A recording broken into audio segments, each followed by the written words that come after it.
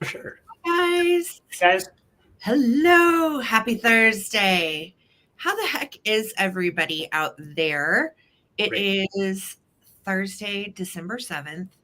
Do you have your Jeez. Christmas shopping done? No. What kind of Christmas stuff do we have done, Sarah? Okay. Well, Zero. I, Yep. I will say that we did get the house kind of ready to start bringing in our Christmas, and the Christmas is not stacked anymore. It's in the garage ready to come in. So, I mean, that's the first step. That's the first step. Yes. Honestly, it's kind of, yeah, I don't know. Like, I want to get the Christmas stuff out, Hmm. but do I? So we've just been so busy, and literally we've had vintage all over the house for days and days, weeks and weeks. And there's just never been that really great time to just launch into our own decor.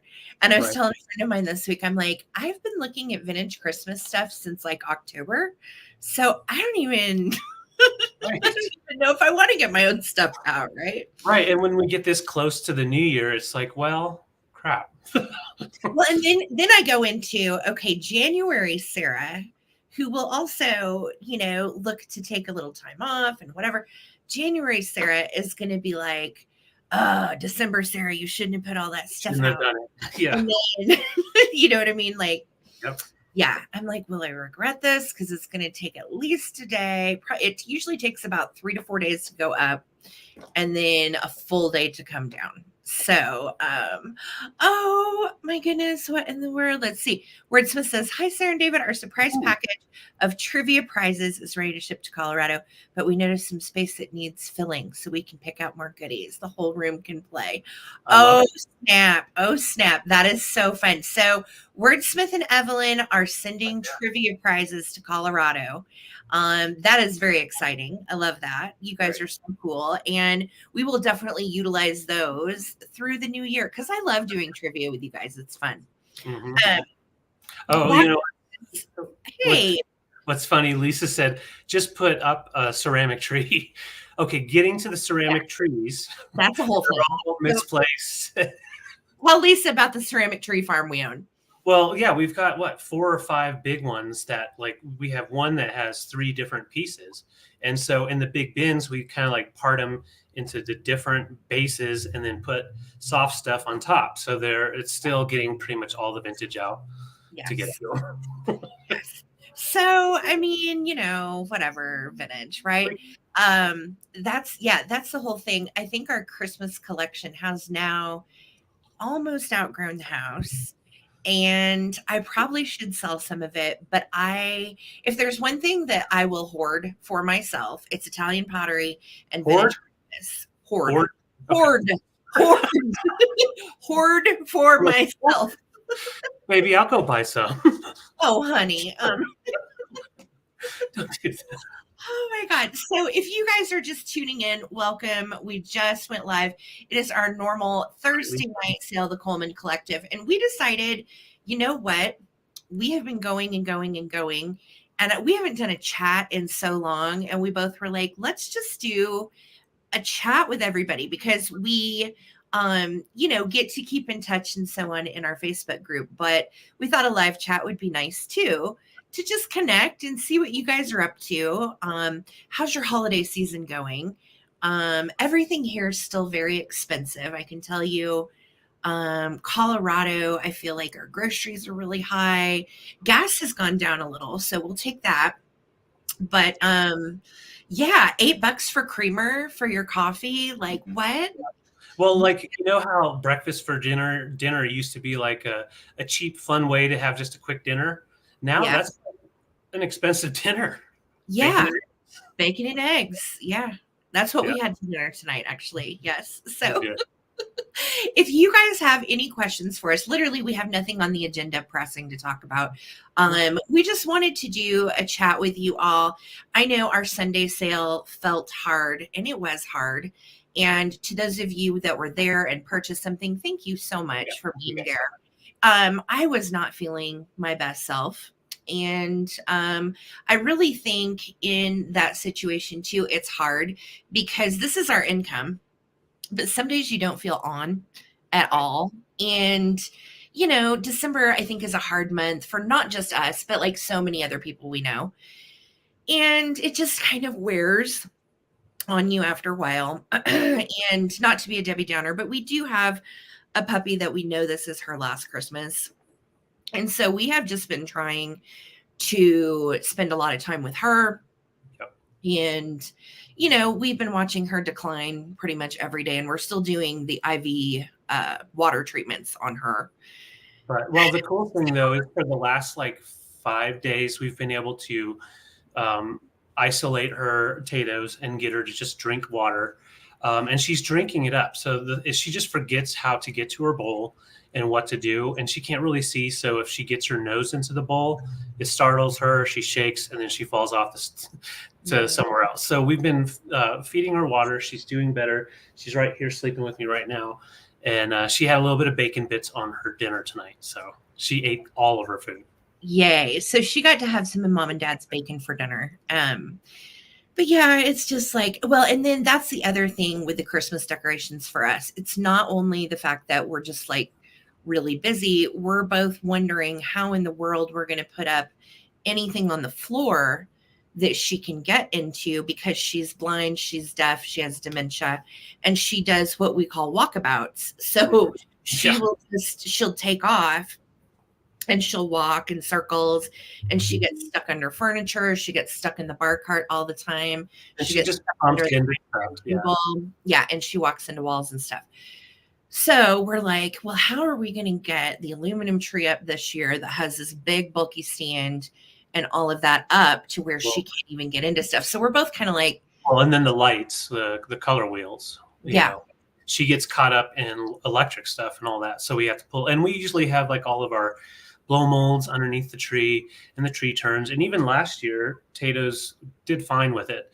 But this year, I think if she were to bump into it hard enough, it could teeter. And then we're talking so many glass ornaments and felt ornaments all over. So we'll figure it out. Probably this week we'll figure it out. Yeah. Sally said, when my girl got like that, I fed her with a syringe, ninja blender, and everything. She liked warm oatmeal. I'd make those baby packets of food. That's a good idea. We've been giving Tato's her regular, we home make our food anyway, and have done so for what, almost 10 years now, David? It's been a long time. We got to Colorado. Yeah.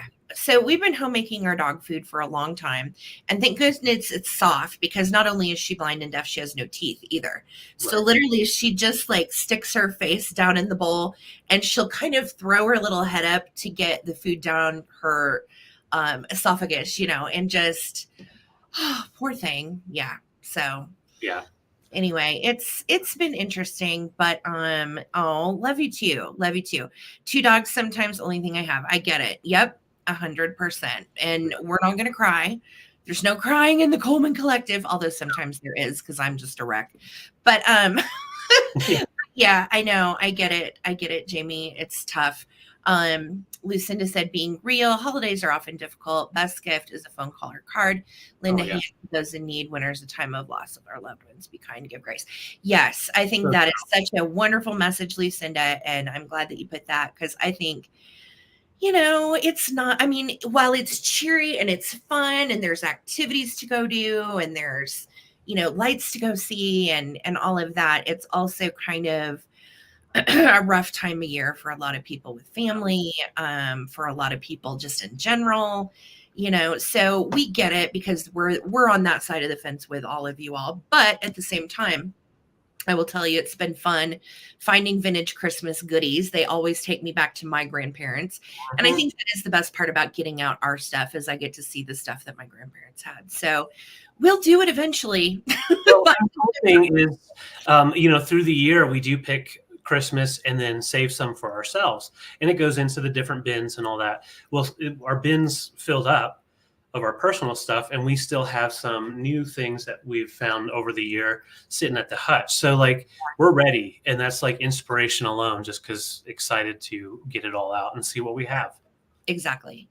That is the best part, is, you know, you forget what you have, and then you're like, oh, wow. Yeah, we've hoarded this for another year. And now I'm like probably thinking, God, I wish I would have gotten my Christmas decor out earlier, because I could have sold a few things too. Right.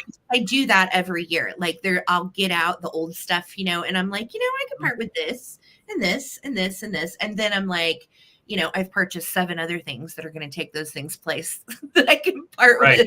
So yeah. Hi, Cheryl. Hi, everybody. I'm going to go up to the top and just say hi to everybody. If you're just coming in, we're doing a chat for a little bit tonight, and then we'll go into our sale probably about 6:45 or 7. So we are literally just chatting and visiting with everybody. And free. What? Oh, I was just wanting, sorry to interrupt you, but I just want to let you know we do already have our first question from Les if we want to just jump into it. I will absolutely highlight that. Let's say hi to everybody before the list gets too long. Yep. Hi, Karen. Hi, Lisa. Hello. Thank you guys for being here. And Lisa is our bid ender for the evening. So say howdy to Lisa. Hi, Les. And Karen Chase is here. Hello, friends. It is great to see all of y'all. Thank you for being here. Shanna's in the house. Great and chat. Gina Rainey. Hello. Renovative Home Sarah. It is so good to see you. Powdered Donut. Hello. Adam's here. Holly Effers, the pics are killing it. Oh my gosh, I know. Those were so silly. That was a Goodwill one day, Adam. Yes, that was fun day. Fun day. Yeah. Howdy. Hello. Amy Wildflower, thank you for being here, sweetie. All my mod squads in the house. I'm scrolling down, gang. Holly Parker is in the house. Hello.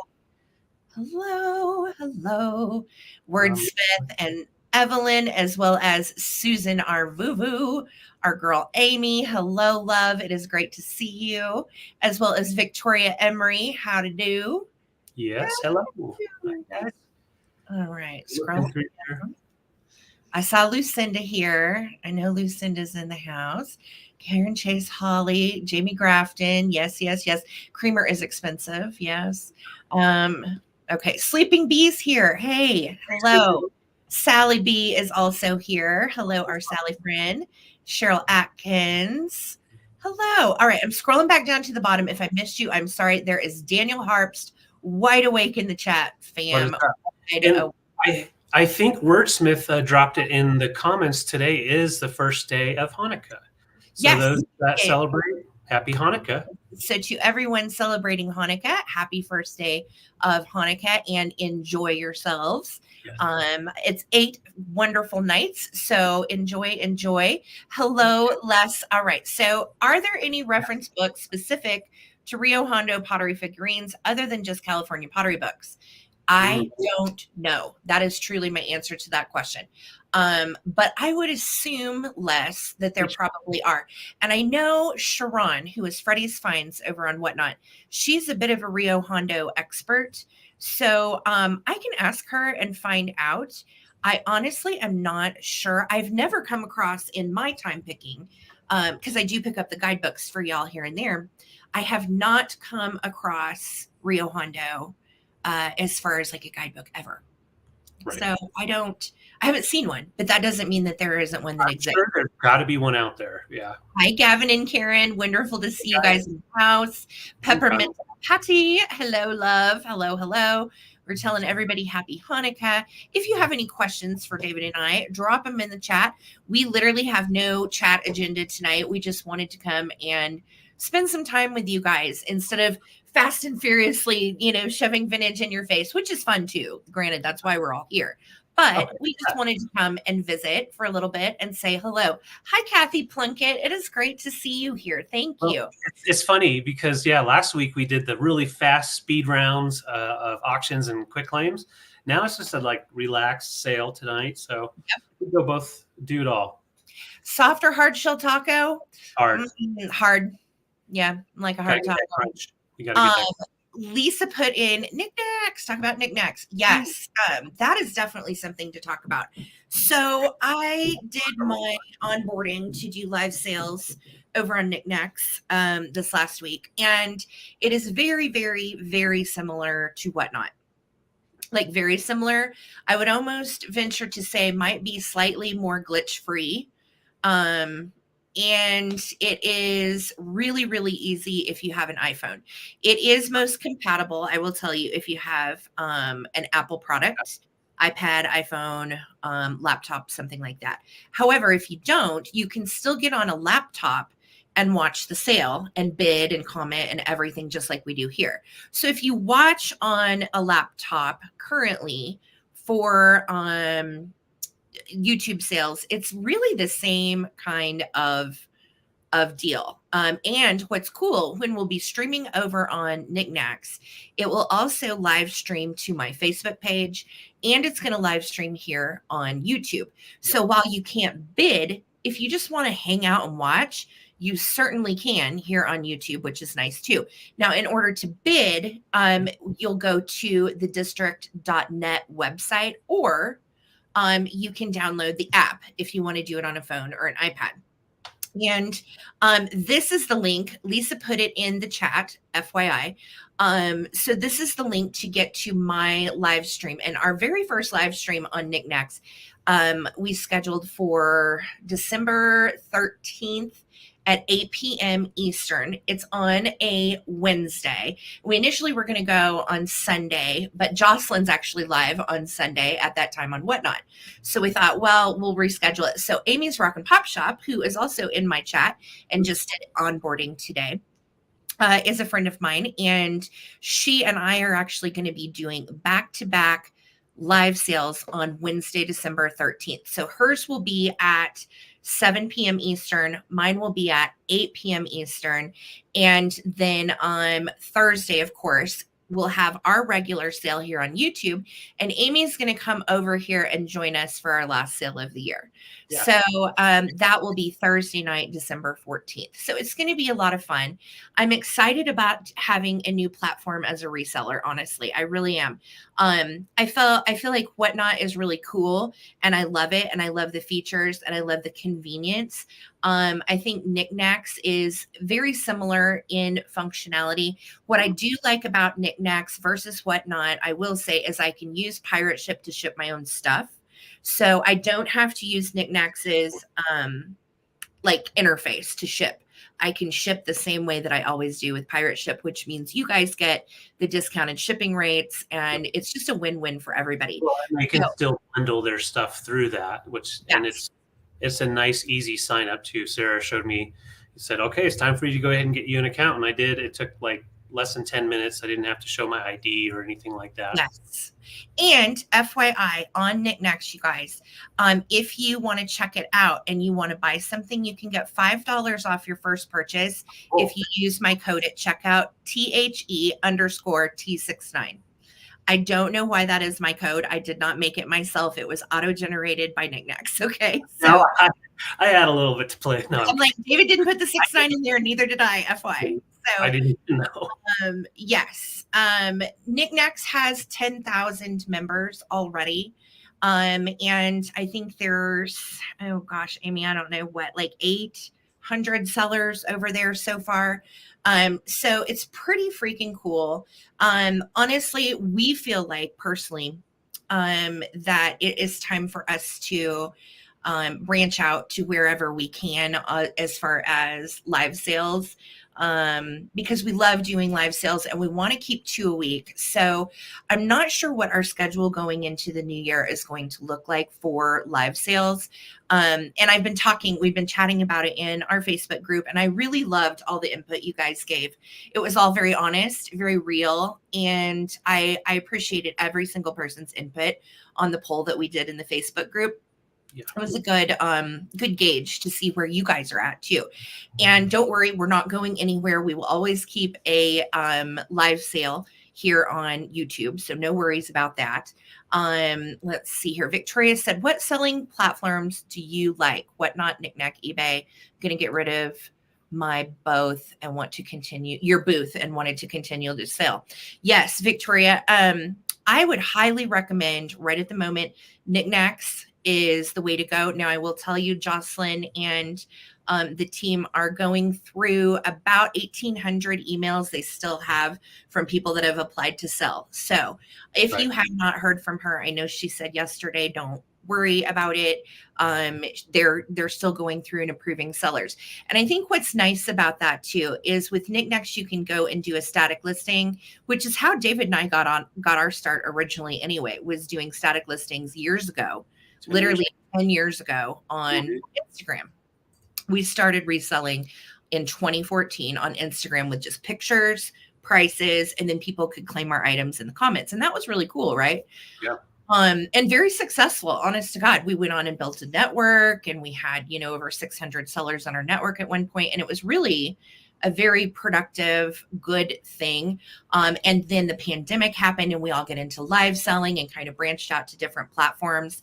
And it's definitely, I think, Victoria, to answer your question, sorry, I kind of went all over the place, but to answer your question, I think I would choose knickknacks. And then I would also look into eBay listings if you have some really high dollar specific things that you're wanting to offload that you might not have a live sale audience for.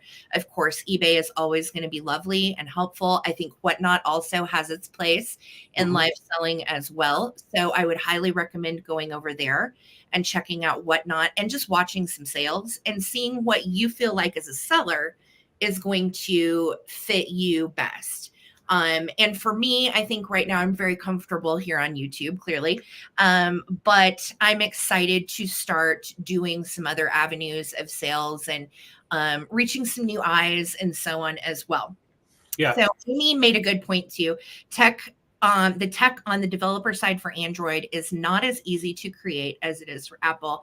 And that's why the platforms are always behind on Android. However, I know Jocelyn's husband, Andrew, said that they are working on hopefully having Android friendly stuff into the beginning part of 2024. So I'm hoping that's like first quarter 2024. Yeah. So they're constantly working to upgrade the district app. And if you're one of those people that has it on your phone, you'll notice there was a district update yesterday. Just make sure you go ahead and do that update so you can still get into the platform and bid and everything. Hey, Kitty Cat, how you doing, Kathy? It's good to see you. Thank you for being here, love. Yes, Amy.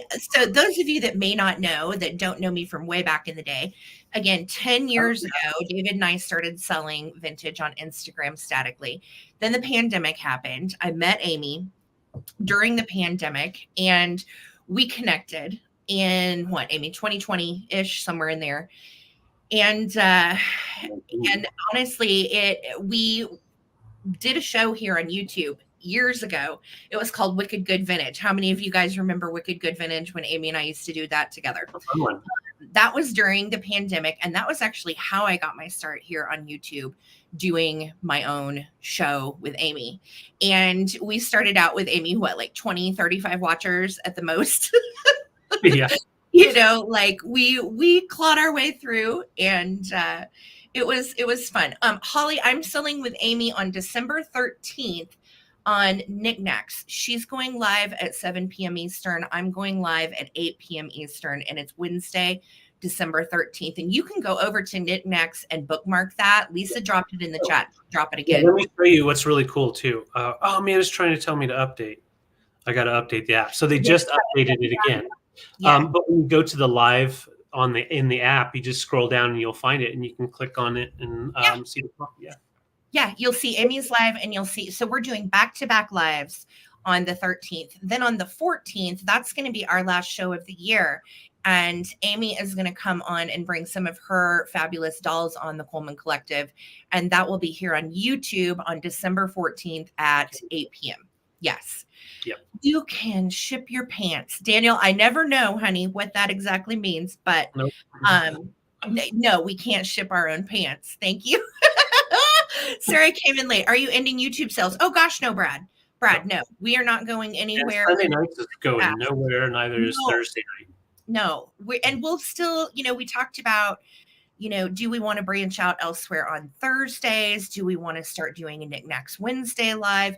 Honestly, I will tell you, our minds are not made up on what we want to do just yet. So right. I don't really have any announcements other than we're not going anywhere on YouTube. Not going anywhere until you hear about it, and that's not going to be anytime soon. So no. So yes. Lucinda said, good to know. I'll be onboarding next week.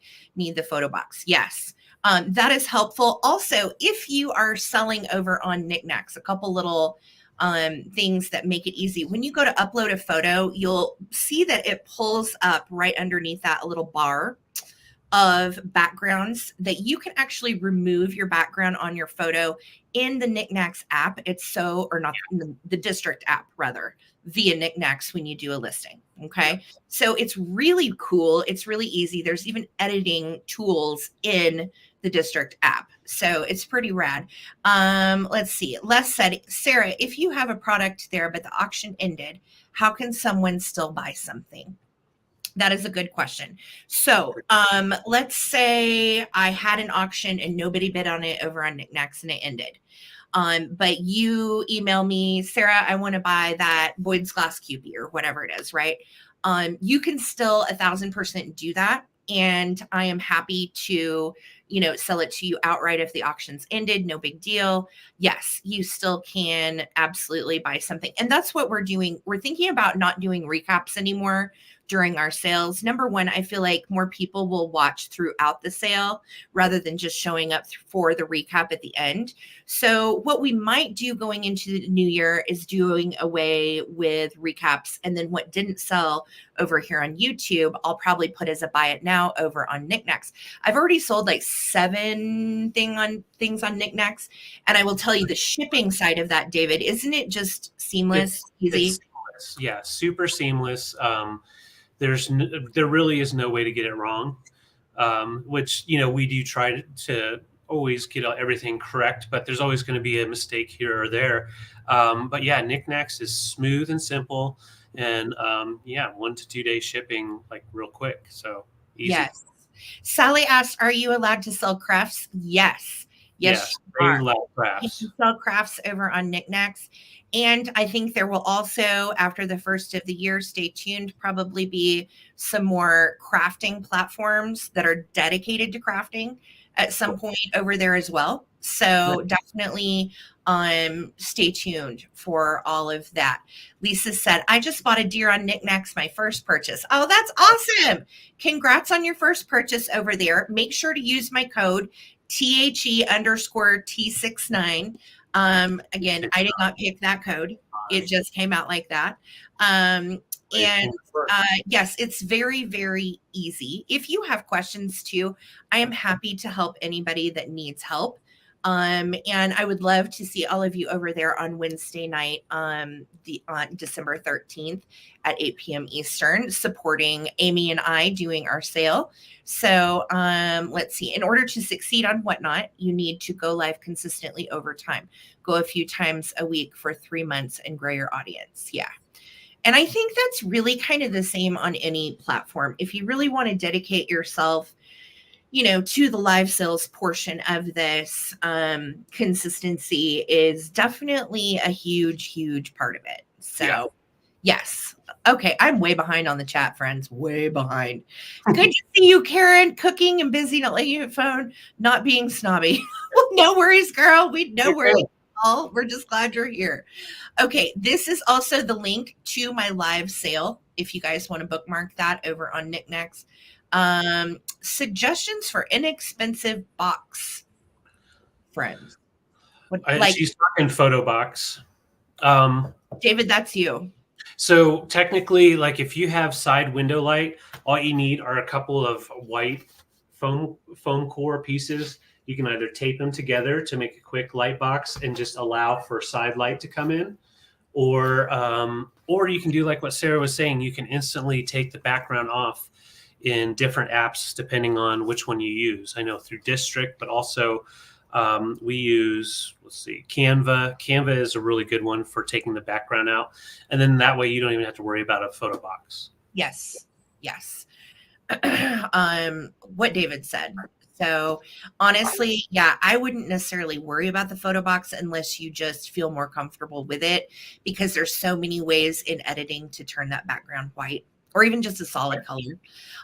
Okay, so Sarah Renovative Home, number 1, guys, she is also selling on Knickknacks. So congratulations, Sarah. That's awesome.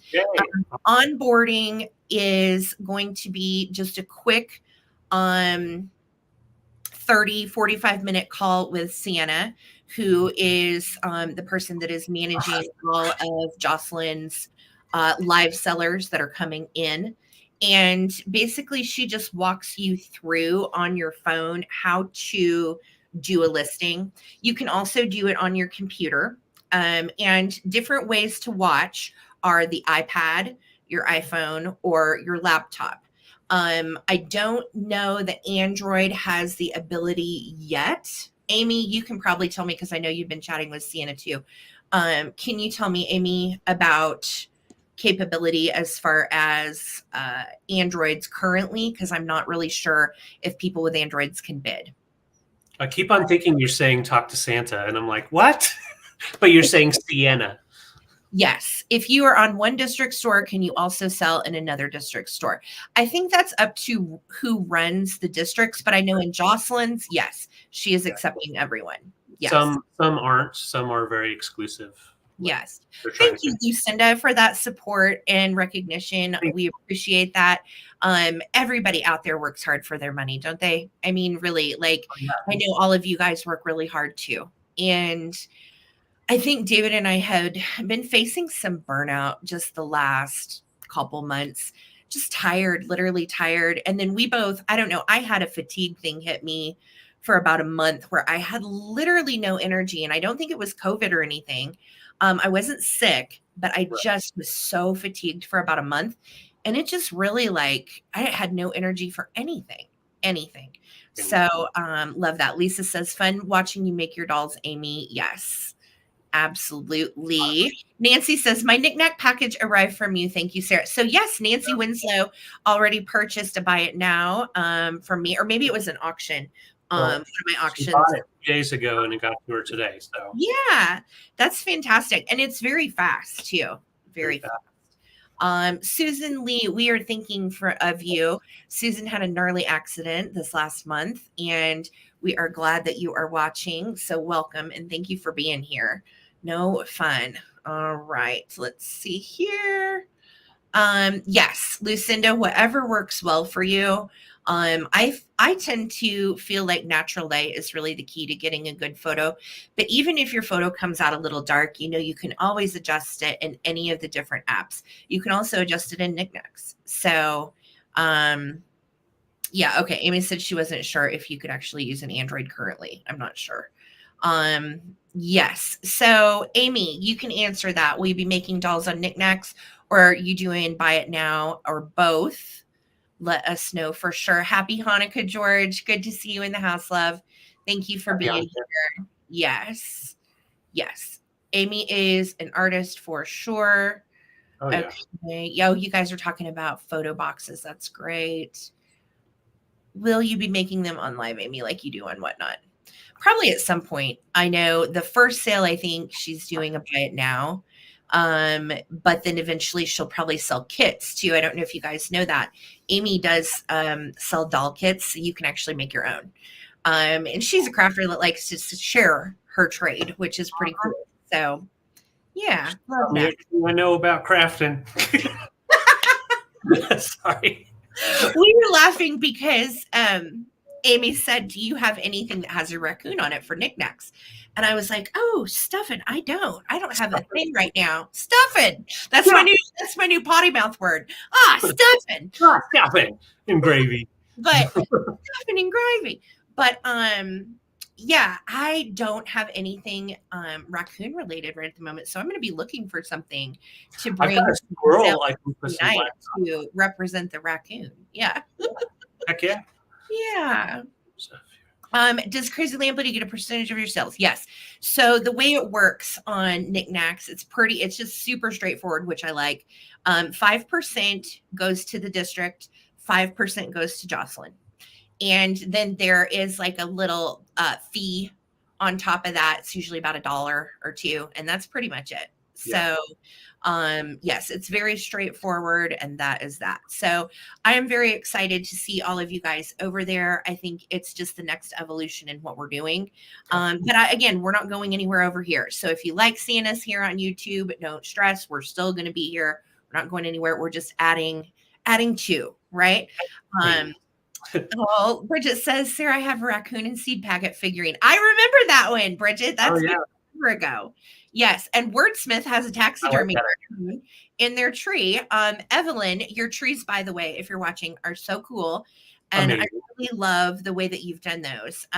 They have dropped some pictures in our Facebook group. If you haven't gotten a chance to join and you're watching, please definitely go and check out our Facebook group. The link is in the description of this video.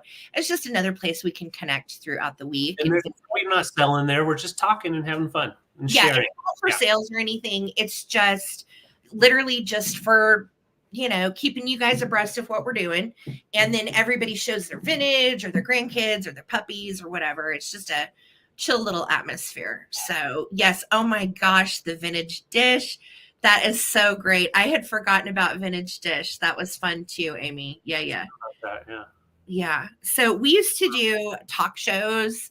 Had ISN Real Talk. That was the very first talk show forever ago. And we would just come on and talk about reselling and stuff. It wasn't anything crazy, just reselling, and what we're all getting into. Here's something I did want to show you guys. So this last week, we had gone to, I know when we did our sales Sunday night, I was telling some of you guys that we had gone to this estate sale that was from a collector. And she was a dealer. And so she had marked everything very meticulously with a number system, and also with a little description of what it was, which was so cool while we were picking, because I'm like, oh, this dates to 1937. And I don't have to Google anything, And of course, a lot of the stuff but some you don't. So that was really cool. And one of the things that I picked from this estate sale, I'm going to show you guys. And I'll be selling these later when we go into the sale. Are these old recipe boxes. Oh, yeah. And I picked these straight out of her kitchen, and they're cool and everything, the boxes, but the best part is that they have filled old recipes in them, and she was super organized. This one is breakfast, fruit, pasta, and cakes. Okay, so that was the contents of this one. And I was going to show you guys some of these fantastic recipes.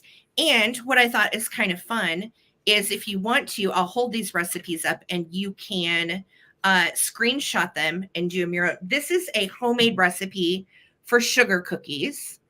Feel free to screenshot it if you like. And I just thought that was so much fun. She's got it even typed out on her typewriter. So if you would like the old school sugar cookie recipe, just do a screenshot and you can make her sugar cookies. And at Christmas time, I think that's always a cool activity too, frosting and decorating cookies. David and I used to do that for years. Here's a caramel apple dip that sounds really, really, really good, made with cream cheese and brown sugar. OMG, screenshot it if you want it. So I thought I'd show you guys some of her old recipes, and that way you could screenshot them, and that way the little dealer's recipes will live on, because again, the boxes that these are in are super cute and everything, right? But the gems are these precious recipes. This one, you guys check this out. This one, she had written holiday goodies. Okay, let's open it up on the top, and the entire thing is, look, turkey, Valentine's Day, New Year's, pies, dessert pies. Oh my! Let's see if I can find us another. Okay. I've got the frosting recipe to go with your sugar cookies. Here it is: creamy butter frosting, homemade. Screenshot it if you want it. Hold on. And you can do that with your sugar cookie recipe that you screenshotted. Heck yeah! Aren't these precious? They're awesome. I know. So I'll be selling these a bit later. Let's see what's under Valentine's Day.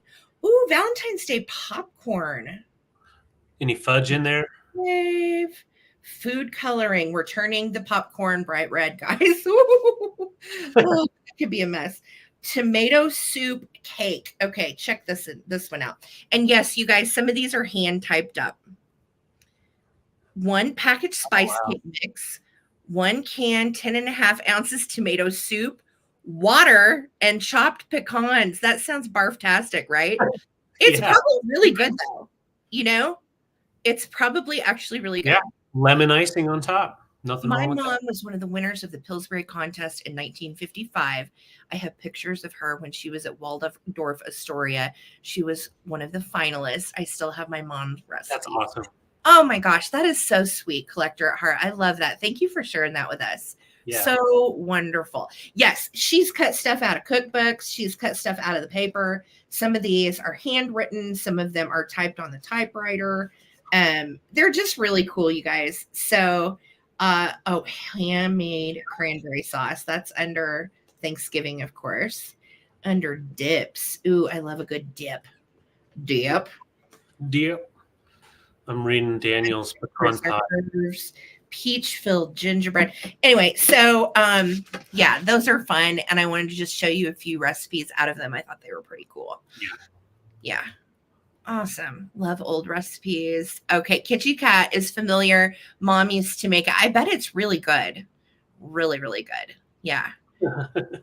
Oh my gosh. So I know, right, Debs? I felt the same way. I was like, soup cake, that actually sounds pretty cool. So doesn't taste anything like tomato soup. It's a yummy spice. Okay.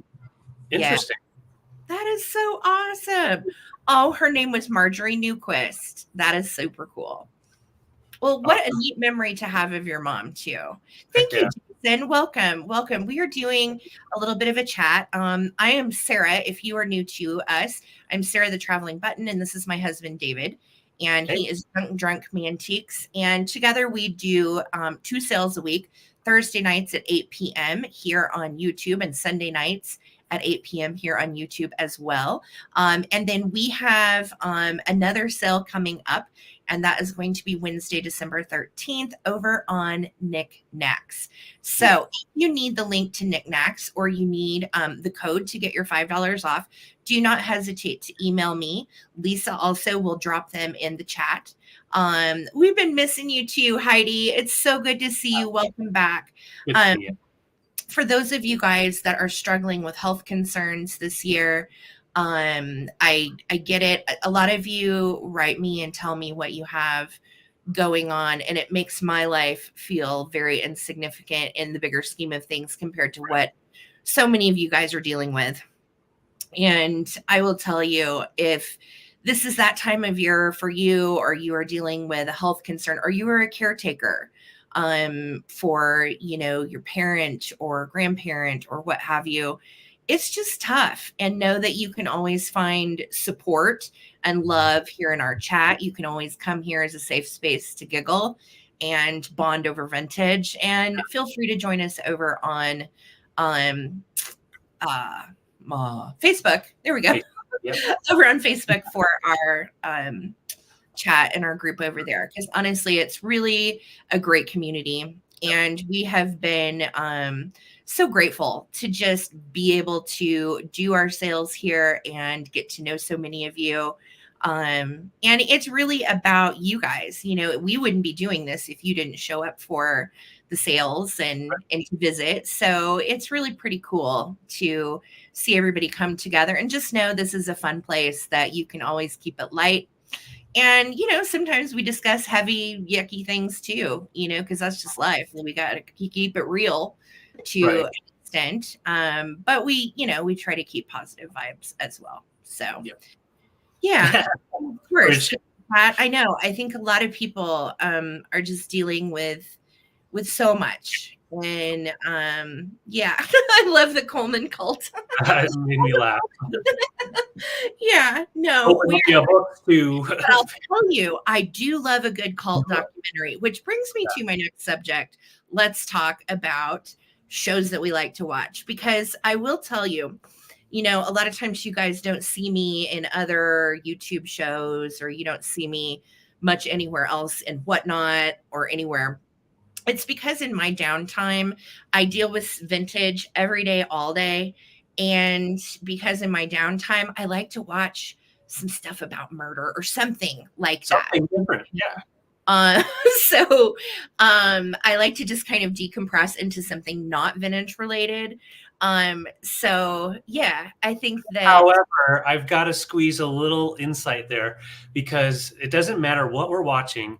It doesn't matter how dark or scary it is. If we see vintage, either one of us that we see on the set, we have to point it out and be like, oh, that's so we do still play a little bit of I Spy vintage while watching TV too. So oh yeah, absolutely. That's the best when you can be like, yes, oh, look at that, Amish butterprint Pyrex, or you can identify, oh, look at that. That's a Sirico piece on the wall, or whatever it is in whatever we're watching. I love that. Okay, so Holly Parker and I have been chatting about this Nutwagon documentary, and it is kooky, y'all. I think it's called Love is One, and it's about this lady, Mother God, and it's super sad because it's really your descent into this woman's true madness, and it's intense, but it's also very interesting just from an outsider perspective. Like, I often wonder, like, how do people like get sucked into these cults? Like, everything she was saying made no sense. Like, Robin Williams and Tupac were running the universe, and like I kind of agreed with that, but I will say, I will say it's part of history. It's stuff that we didn't hear about in the mainstream news. Yeah.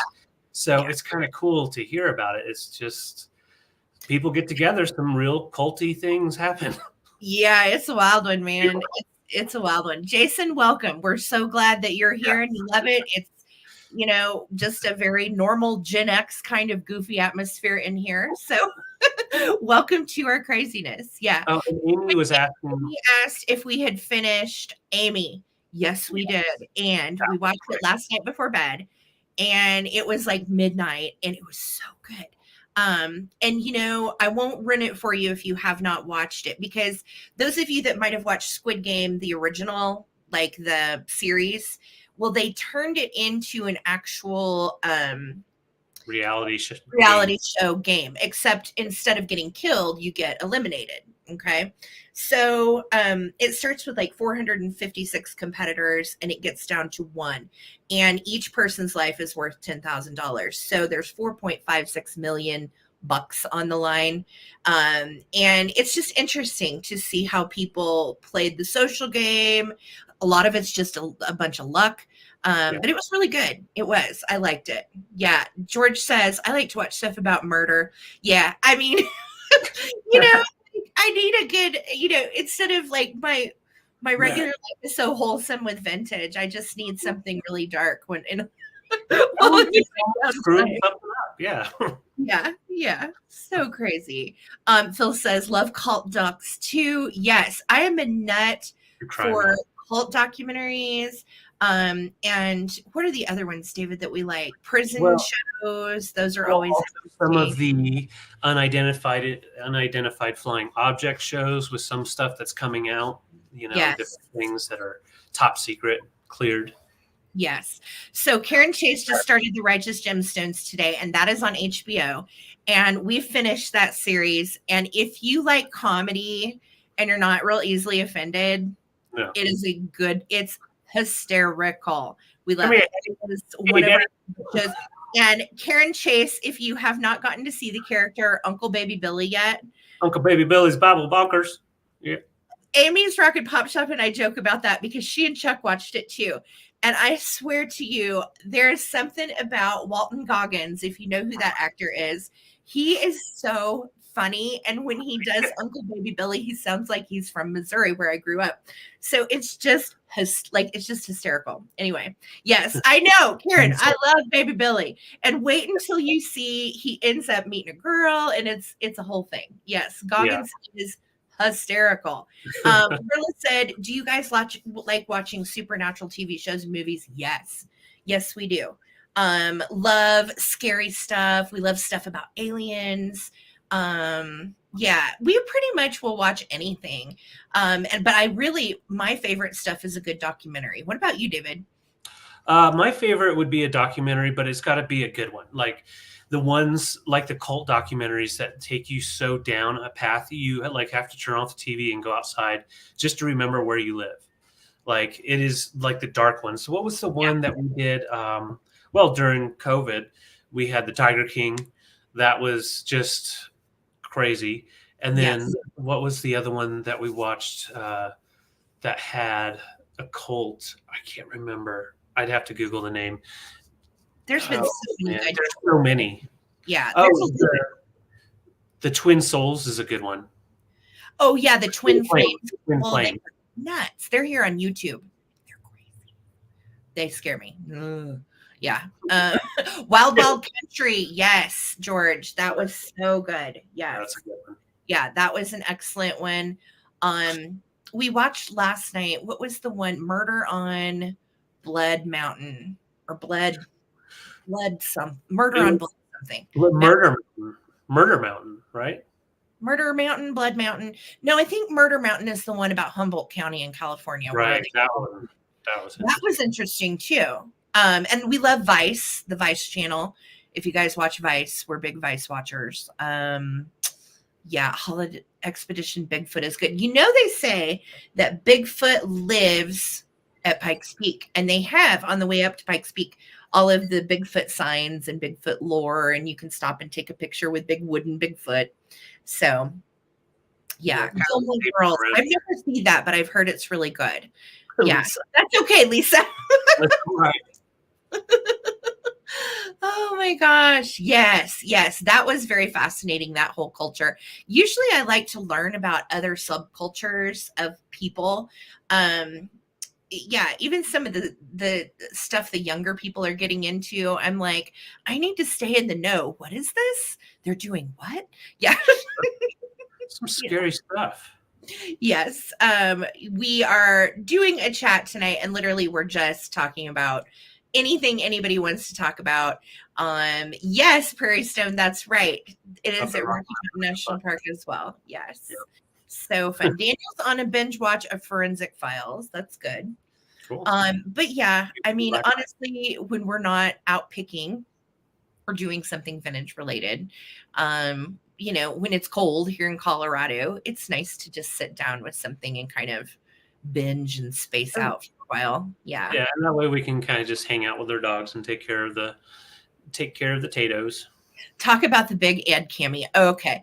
So for my birthday, 2021, Amy's Rock and Pop Shop bought a cameo for me. And it was Big Ed from 90 Day Fiancé. Yeah. Which is another guilty pleasure that I won't even embarrass myself and tell you that I watch, but I do. Poor little feller. Yeah. And so he came on with a chicken hat, and he had a scooter, and he was like, and Amy had written this thing up about my love for anthropomorphic vegetables. And he was like, he couldn't say anthropomorphic. And we were just laughing because it's Big Ed. If you've watched the show, you know. Yeah, and I heard, for those of you 90 Days fans, Liz and Big Ed are not being invited back to the show. Sad times. Yeah. So I feel good about that. Oh my God, Prairie Stone, you're killing me. Yes. So, yeah, that is some interesting stuff as well. Yes. So what else do we want to talk about? Anything? I don't know. Yeah, it was a funny birthday surprise for sure. Let's see here. Shanna says, I'm currently deep into reading and learning about the history about department stores and Christmas window displays. That is such a fascinating thing. And anytime you find a Christmas window display, you know, they only made a very few of them for these department stores, and they are worth a pretty penny. David, do you remember in Florence when we found those big, they were like window displays, but they were dummies, and they were so cool, but they were really expensive. We wanted they were motorized, like they moved around and everything. Yeah. Yes, like the automaton style, old school animatronics. Yeah. Very, very cool. Yeah. That sounds interesting. Yeah, window dressings are great. Rocky Horror Picture Show 90 Days. You guys are funny. Yeah. Well, it's been fun chatting with all of you. We're almost to 7 p.m. So I would say let's go ahead and get into our sale. If you guys have never experienced a sale with David and I, well, welcome.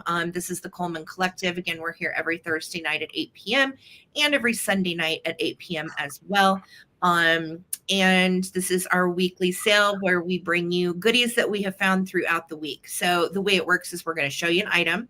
We will give you a price and we're going to put it up here on the screen. And then you guys will bid on it in the comments. We'll do a quick countdown from 15 seconds. And our girl Lisa will be doing the bid ends. And that's pretty much it. We don't do just in case on this channel. So no just in case bids. If you don't know what that is, don't worry about it. Jamie says, I live real close to Ryder. There's a hangar there. It's supposed to be alien artifacts. See, that stuff is so fascinating to me too. Like, right. Well, we have a place that we went to for Valentine's Day like 3 years ago in Crestone. And Crestone, Colorado has a lot of like weird things, phenomenons and stuff that happen. So we want to go check that area out again this winter too. Yes, absolutely. Yes. Make sure that you are in live chat and all messages. Thank you, Rose Blue. And that way we know that if you're bidding, you're caught up with the lag. If you're in top chat, sometimes it will filter your bid. So make sure that you are in all messages or what we call live chat if you're thinking about you want to bid. And that's pretty much it for today's sale. Let's see, this is Thursday.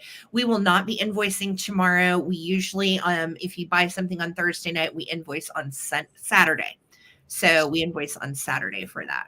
And shipping is very fast on our turnaround right now because it is that time of year.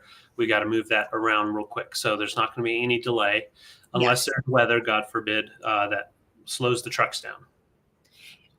Scared to Death podcast and Time Suck. You know what? I'm so old school. I don't listen to any podcasts. I should, but I don't.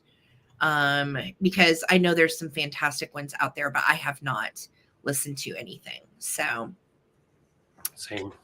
Bunch of Christmas movie stuff. Okay, I am caught up with the chat. We have lots of interesting, fun things to bring to you tonight. A lot of them are from the collector's estate sale and just cool stuff that we've curated throughout the week. And then we're going picking again tomorrow. So I'm going to put you up here big. We got started. And yes, we have 135 people in the house. If you guys would please all give a thumbs up on this stream. And then also make sure that you are subscribed to the traveling button as well as Junk Drunk Mantiques. Okay. Yeah. And Rose, the reason we put the plastic, that's mainly for we get cubic rate through pirate ship that way. But also it does have a 1-2 punch because if there is snow or rain, something inside of it won't get wet if it sits out in rain. So it just helps. Multiple ways. So good question. Okay, Evan, that's another one to write down. And yeah, I do love NPR Wordsmith. I do. Yeah. I do love some NPR and some BBC. Sure. Yes. All right. Yeah. So David, what you got for us tonight, honey? I've got a few little friends that didn't quite make it the cut for Black Friday. Unfortunately, I had some others. These guys are great condition. They are made in, they're dwarfs, the little 7 dwarfs, Disney, made in Japan. And I'm choicing them out for $8 each. Cute. They are in really nice conditions. They worked hard to find these. They were a lot of digging at the estate sale for these. They are, let's see, about 5 inches tall. And the cool thing is they hang, and then they've got those little balls at the bottom, and that's like a thread wound ball, so they're not going to break. So these ornaments are great. You're not going to have a kitty tearing them up or dog. Kitty or dog. Kitty or dog. So, and we've got 2 that are identical. So we've got 2 that, I don't know their names. You know, I know there's a Stinky, a Smiley, and a humor dwarfs, small or something like that. Horrible. Oh Harps is starting out with a bang. Love it. All right, Daniel. So you get in your closet Here we go. We're going to go ahead and count down. Les is in at 9. But I just wanted to note we have 2 of the same dwarfs right here, and then the rest are all different. So you can definitely collect the last 3 that are missing. They look like underpants gnomes, and they're coming to like mine underpants from your drawers. I'm gonna get in your toenails. Underpants all day. Digging in your undies. Oh, all right, let's go ahead and count down. 9. We're at 9. Here we go. 15, 14, 13, 12, 11, 10, 9, 8, 7, 6, 5, 4, 3, 2, 1. Bid end. They're all turned around all the same. I know. Pervy and cheeky. Pervy. Yes. Doc, sneezy, dopey, grumpy, bashful. This actually looks really and fancy pants. Yeah. I don't know. Rose, I'm not sure. I don't remember. I don't either. I could come up with dirty gnome names. Dirty gnome names, yeah. I got to be careful. Okay, there's our end. So renovative home, let me know. Oh, and I've got letters up at the top to make it easy if you want to do it that way, or you can do it by the color of the balls. Balls. We got 2 yellow. How about that, Lemmy? I got your balls. Honey, show them the letters up close. Okay, up close. So we've got A, B, C, D, and E. And they're all in order. So C and D. Gotcha, Sarah. Thank you so much. Two of them on your way. And then we had Les at 9. Let's go ahead and just put them all together now. And then behind Les would be Phil. Okay. Perfect. Thank you, guys. Yeah, I do need a better marker, a better system in general. Thank you. That A actually used to be an I, and I didn't want to cut a new little piece. So that's laziness for me. Okay, got you for the gold one. And thanks for noticing. Thank you. So that's Les. And then after that, I believe, it was Phil. Oh, okay. So Phil, let me know if you want blue or red. We'll just go with blue or red. Blue or red. And I think that's everybody. I think it is. All right, perfect. So just Phil, let me know if you want either of these, or you can put pass. Thank you. Awesome. Yes, crafty Coleman. Right. I have some little cuties, and I'm going to start these at $10 for choice. And they are identical, and they are made by Joseph Originals. And it's a little bluebird stretching her wings, throwing her little chest out, going to town. Super cute. And they are numbered 804. This one actually does have the original Joseph Originals sticker on it. Super duper cute and very collectible. These, again, would have been sold in a lot of Hallmark stores and gift shops. These particular ones date to the late 70s, early 80s because they're bisque. And super duper cute. They're only about 1.5 inches tall, not real big, but they make really good stocking stuffers. Yeah, they kind of do remind you of the little bluebird from Snow White. I agree. Got you, Les. Definitely agree. They're really cool. So are there Joseph fakes? Not that I'm aware of. I think, Evan, a lot of people tried to copy Lefton and Joseph Original style per se.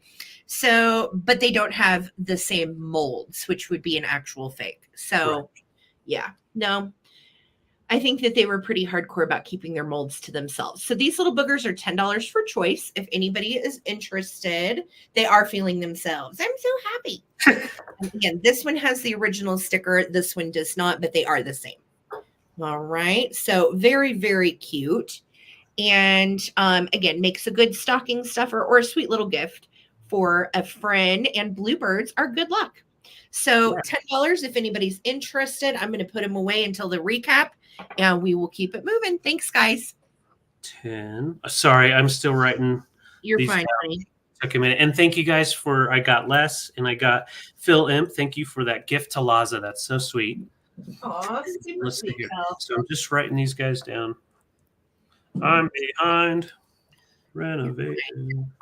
Okay, so my next items are going to be some barware. So Sarah scored these for me, and I'm starting these off at $18 for the choice of the pair. So $18 for choice of pairs, because I have a pair of the same shot glasses, so his and hers type of thing. So I'll show you one at a time. They're made by Hazel Atlas and very kitschy. You've got say when bottoms up down here, and you've got the measurements all the way up.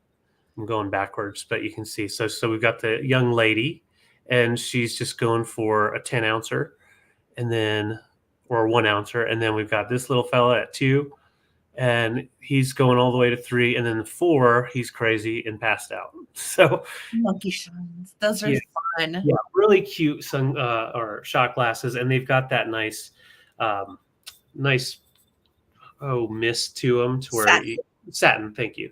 But it's nice texture to them, so that way they look really nice when you have a little drink in them. So that's the first set. The second set are also Hazel Atlas, and I'll show just one at a time. You have the say when, and then you've got the measurements on this side, and you've got the clown in the circus. This guy right here, what is he doing? He's hitting the marker. The ding ding thing that goes in. He's hitting the ding ding thing. Yes. Yeah. So we've got the big top, and we've got the ding ding, and just great little. These are great for gifts, in my opinion. If you know someone that likes to have some drinks, these are really kitschy, fun, and you can definitely use them for yourself as well. So let's go ahead and count down. Les is in at 18. Once again, Hazel Atlas, and it'll be sets of 2. So you've got the beautiful satin glass with the black, with the circus theme, or you've got the monkey theme that says bottoms up with the red on it. Those are fun. And again, that's a cute couple gift too. If you have somebody that has a partner and they like to drink, these are Hazel Atlas collectible little boogers. We actually own, which one, babe? I'm trying to think. There's a donkey on it. Well, we have a donkey one. We have a Missouri souvenir one. But our Hazel Atlas one has like a donkey and a bird, and it. Right. If you do 4 ounces, I think it calls you an ass or something. That's right. Yeah, it calls you an ass. Yeah. Yeah. So these are great. If anybody else wants to get in, it's for the sets. I'll take a double. Yeah. Take a double. All right, here we go. 15, 14, 13, 12 less. 11, 10, 9, 8, 7, 6, 5, 4, 3, 2, 1. Jackass. Yes. Easy to drink straight from the bottle. I agree. You know, I usually buy a bottle of Ttbsarahc for the month of December, and I have not done that yet this year. So we'll have to get our creamy amaretto Ttbsarahc fix. Yep. We definitely need it. Let's get that when we're out tomorrow. Yes. I think it's good. Okay, so Les said all. Okay, thank you so much, Les. Awesome. Very cool. That is hysterical, Shanna. Oh my God. I know what you're talking about because I sent that same reel to like 4 of my friends today. Yeah. I know exactly what you're talking about, Shanna. Yeah. Yes. Oh my God. That is so funny. Thank you, Les. So I have a twofer, and these are going to come together because they came from the same dealer estate sale, and I thought they honestly just kind of went together. So this is going to be 2 items for 1 money. And the first item is this beautiful, and I'm going to start at the bottom. How beautiful much? Placard, and it's a framed quote starting the bundle for $24. And you can see it says 1925. So in another year, this is going to be 100 years old. Wow. And I'm going to show you what it says. The winding road. There's a long winding road that never wearies me. A road I often travel when old friends I wish to see. That road is called Sweet Memory. So old yet ever new. And I oft in fancy wander there to laugh and talk with you. Super cute. And then I love This is lithography at its best. You've got some gold in there, and it is a little cottage with some flowers. Now, size-wise on this, and again, this came straight off the wall at the estate sale. Ask David, it really did. Oh, it did, yes. 11 by 8 is the size on this. So not super huge, makes a sweet gift. And I'm going to show you up close. The frame is actually really pretty. It's kind of got like a navy stripe, and it is professionally framed, which most of her things were. And she had it marked first picture 55. And that was the item number that she had given it. So I left her little notations on it. I did not pay that for it, clearly. And then with it, you are going to get this darling little basket. And this came from her same sale too. It was in the kitchen. And it's got some little people on it and flowers. And it's just a little metal basket to do with what you like. It would be nice to throw your keys in by the door, anything like that. Throw your phone and keys in as a catch-all. Put it by your bedside for your meds. Anything like that. God, I sound old. Put it by your bedside for your pills. But we both take pills at night, so you guys know. Yeah. So this is going to come together. I know. Yes, I have been wall rating again at the estate sales, Phil, for sure. So $24, and this is the bundle of the Sweet Winding Road from 1925, a Buzamato. And it is the original litho, professionally framed. And then you're going to get this little basket with it. So it's a twofer. That's awesome. Okay. Yeah. And that is for the bundle. And the framed piece, that has like on the back, doesn't it have like protected? Yeah, it's been like sealed and everything. Really, really nice shape. It's got this little hanger for you to hang. It's in awesome shape. It's really cool. Yeah. So I don't see any interest. We'll keep it moving, and I'll bring that back for the recap. Thanks, guys. Right. I have one more Christmas item. Is this my last Christmas item? Yeah, this is my last Christmas item for tonight, I believe. And I'm doing choice on these. First off, I have a really cool carved stone piece. I had Sarah help me actually locate it because I could not find it. Hi, Smalls. Hey, how you doing, Smalls? This was actually at one point was intended as a little taper holder, one of those little half-inch tapers. But whoever had this, and we got this from an estate sale, they had put in this cute little tree. So I left it in there, and it's a stone, carved stone Santa, and he's got beady eyes. If we can get in on him. There we go. Aww. His eyes. I thought he was so cool. He's like kind of hunched over, pulling his bag, and he has a marking on the bottom.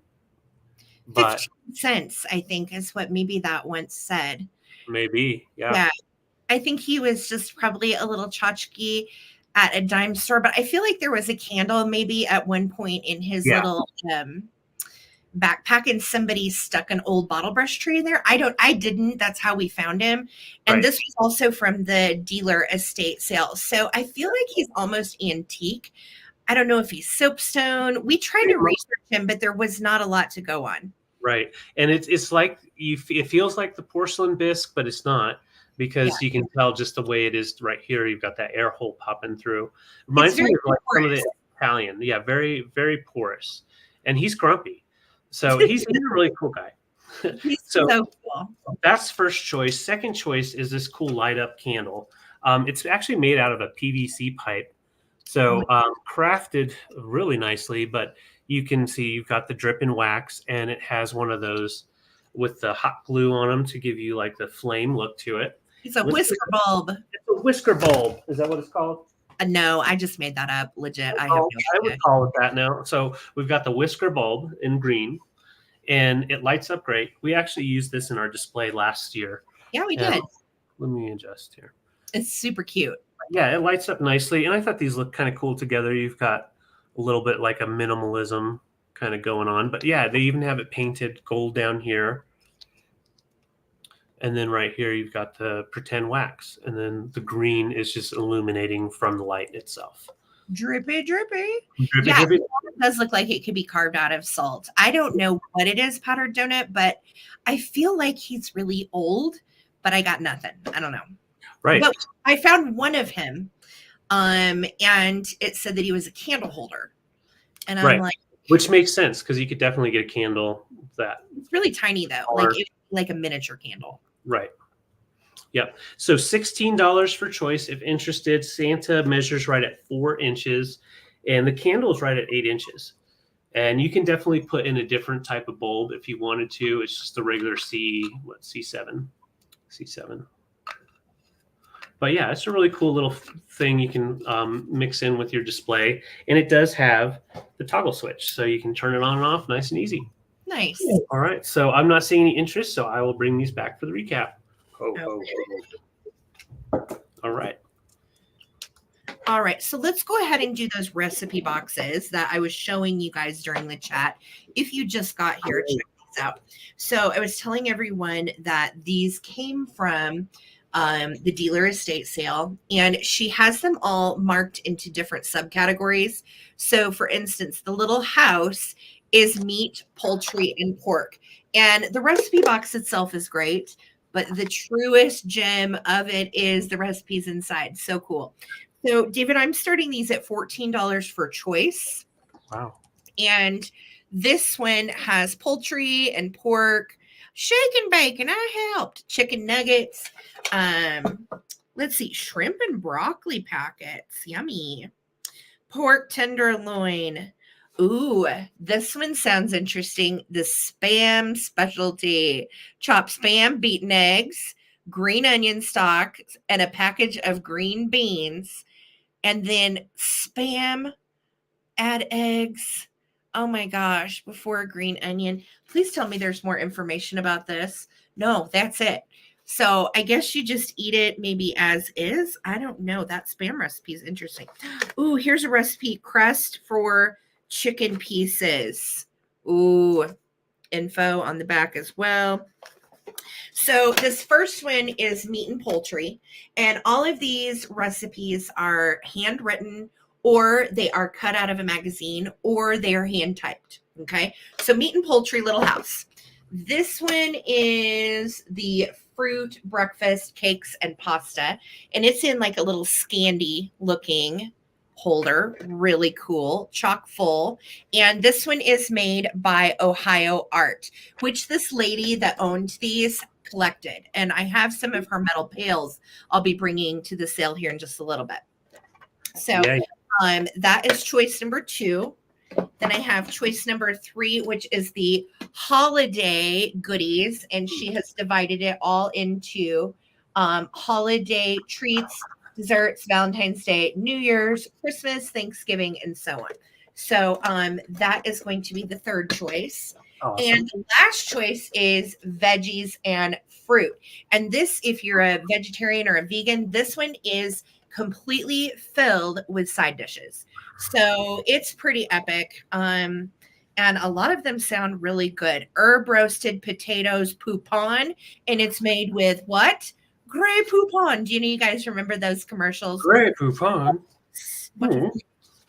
Microwaved apricots in orange sauce. Roasted pears with caramel. Jif Easterness. Ooh. Fast thingy vitamins. Interesting. Okay, so this one is chock full of veggie and fruit. And these are your different choices. Okay, so this is choice 4. And this one is in a Hershey's Velvet Sweet Chocolate box. And again, the boxes are cool, but the true prizes to me are the old recipes. So I'm going to start the countdown. This will be for your choice of whichever recipe box you would like. All right, 15, 14, 13. That's right, Amy. 12, 11, 10, 9, 8, 7, excuse me, 6, 5, 4, not do just in cases. 3, 2, so stick 1. with 30 for the high cases. 30 is the high bid by Carla, so no just in case. So Jamie is in at 31. Shannon. Ooh, there's all 4 of them. So we're going to call this one meat. We're going to call this one Bon Appetit. Hershey. No worries, Carla. No worries. It's okay, Carla. No big deal. Okay. And then Scandi. Okay. So Shanna gets first choice, and then Jamie, and then Carla. And Shanna, the Scandi one is fruit, pasta, fancy butter, breakfast cakes, and Shanna wants the holiday. The holiday one, you've got it. Okay. The holiday one is yours. And then next is Jamie. Do you want meats and poultry? Do you want fruits and veggies, which are ironically in the chocolate one? Or do you want breakfast and fruit? And then after that, once she puts in her stuff, Carla, you'll get next choice. Awesome. Thank you, guys. Those are great. Aren't they sweet? I love them. And I had to rescue them and find them home because this kind of stuff is my favorite. And a lot of the time that stuff gets left. Yeah. That is what I can't believe the family didn't want any of the old recipes. It always blows my mind what the family actually leaves behind. I agree. Okay. Shanna, Jamie. Jamie wants fruit and veggies. Fruit and veggies. You've got it, Carly. That was this one. Okay. So we have the Scandi, Carla. Breakfast and fruit, or we have the meat and poultry. Scandi, breakfast and fruit, or meat and poultry. And that is Carla, I think you said? Yes. Okay. And then after that will be George. Okay. And then George. Yeah. It's always the things in the room where the love happens. Yeah. Oh. Yeah. Mm-hmm. I know. I agree. Small as it is, sad. Okay. Carla is going to take breakfast and fruit. You've got it, Carla. George, do you want meat and poultry, my dear? Let me know. That's a great price. Yeah, for sure. And right. I'll communicate with you in the comments. Thank you guys all so much. Happy they went to homes, all of them. Thank you. And I did see that Clean Look and Sunshine were in the house. Wanted to say hi. Hi, Clean Look. Hi, Sunshine. Good to see you George guys. said yes. Good. George good call, says yes. You got it. Thank you, guys. I've got some items that I think are great stocking stuffers. Although if you are into collecting these kind of things, these are great for yourself. So I'm doing these as lots. I'm going to show you this lot. We have the Garfield lot. So that is one whole lot. It has 2 pen toppers.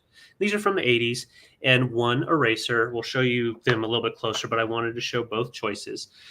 These are actually PVC. They're called PVC figurines. And these come together as the second lot choice. So you've got Minnie and you've got Mickey with their awesome dog Pluto.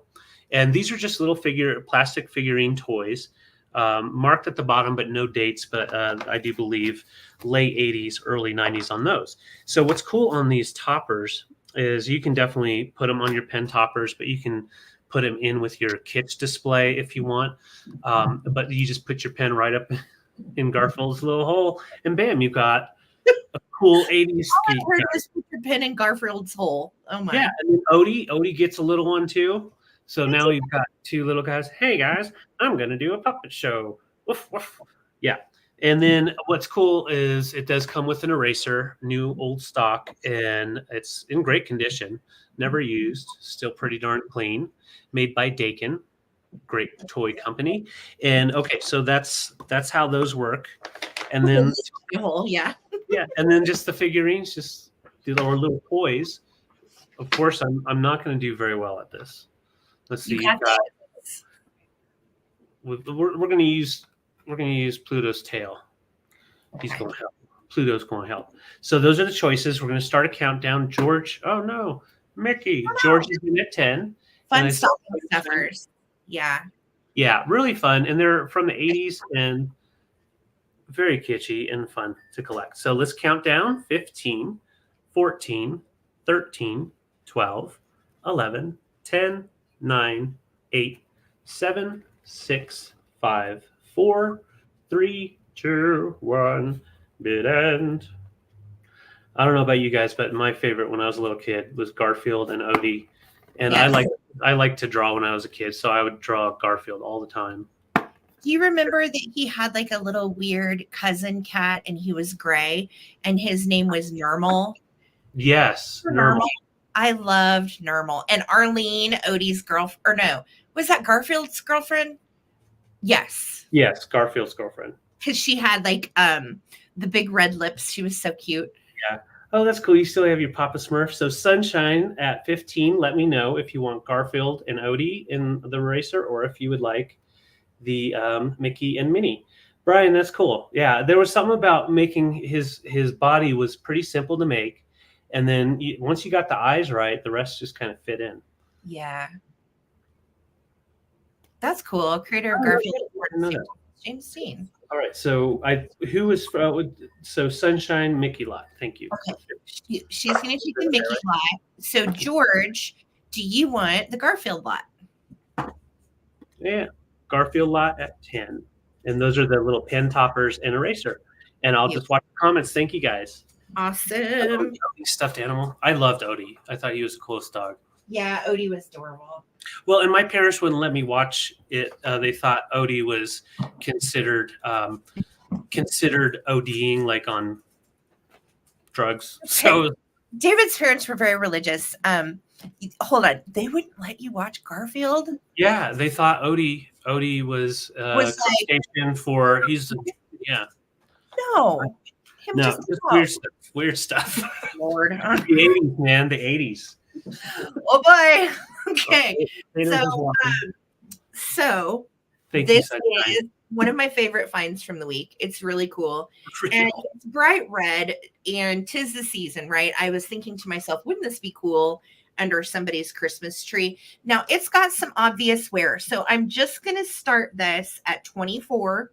It is a Samsonite. These are the old train cases. Typically for ladies, you would put all of your toiletries and everything in here. It does have its original clear luggage tag. And the inside, you can see, if you pop it open, the inside is nice and clean. There's some silica gel packs down in there. And there is, check it, the original key. So you can lock it if you want to, although if you lock it and go through TSA, they will call your name through the airport to come unlock your bag. We've done that before. So don't lock your luggage because they want to go through it. But you do have the key to it if you wanted to. And what's cool is it's got all of these little inner pockets and stuff. I thought this would also make a fun gift if you wanted to just stack it with like wine and toiletries or something fun for a girlfriend. It would make a really cool gift. And it has that old smell of like vintage luggage. It's not a gross smell or anything. Not it's definitely a Samsonite luggage smell. So it is in decent shape. You can see some of the metal's got some wear to it. And I think if you worked on that with enough elbow grease hard enough, it'll probably come off. I did not. There's the hinge on the back side. And then let me show you.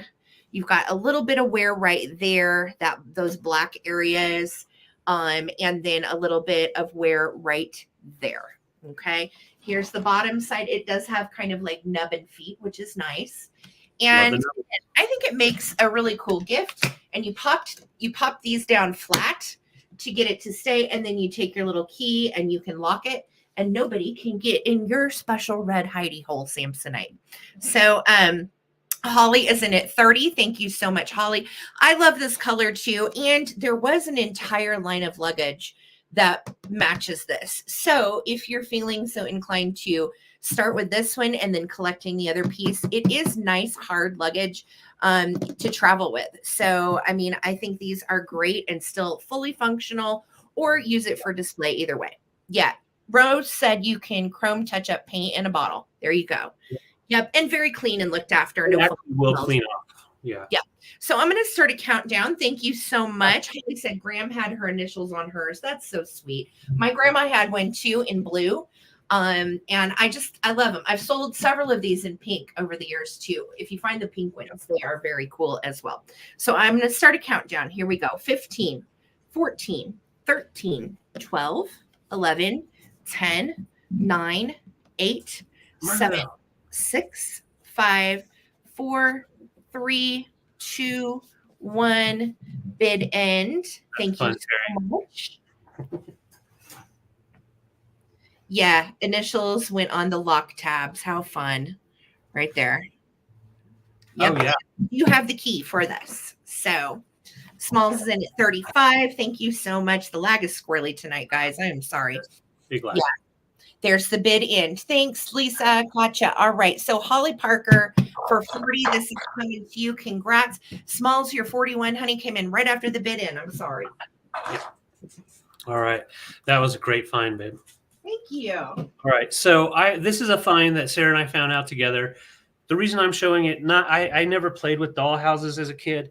But these furniture pieces, I just had to pick up because they were so nice. And I know there's so many of you that do some dollhouse stuff. So I have some different pieces for $8 for choice, and they're all wooden. And this one is the only one that's not complete. So I'm going to bust this open. So it opens up. No, yeah, this one originally probably would have had a sliding drawer here and there, I believe. I don't know. I think so. I think that's complete. Okay. Well, then maybe not. Inside, you have the opening up desk, and then it has the little drawers. Oh, my word. My fingers are a little too fat to show it. It's the Well. thing I've ever seen. Yeah, totally tiny, and it does work. So it opens and closes. A writing desk. Yeah, nice little writing desk. Put a little book on there would be awesome. So that's your first choice. Second choice, this one was actually the reason I grabbed this whole lot was because this one is the turntable or lazy Susan, as you would, table. And these are very collectible because most of them don't work anymore. And this one does work. So it does spin around. It does have a little warping, but it does stand perfect. And then I had, let me make sure I have this right. Then I had these two together. So I have an end table and a regular table. The end table has its own little drawer, which works. The end table is just, or the little coffee table is just a little coffee table, but nice and shellacked. So they're in great condition. And then I also have, this was the other reason I grabbed it, this cool bar cart. And the table actually does come up on the sides. Oh my gosh, that's like Karen Williams. Karen, it's the bar cart. That's so cute. And the wheels work. Love that.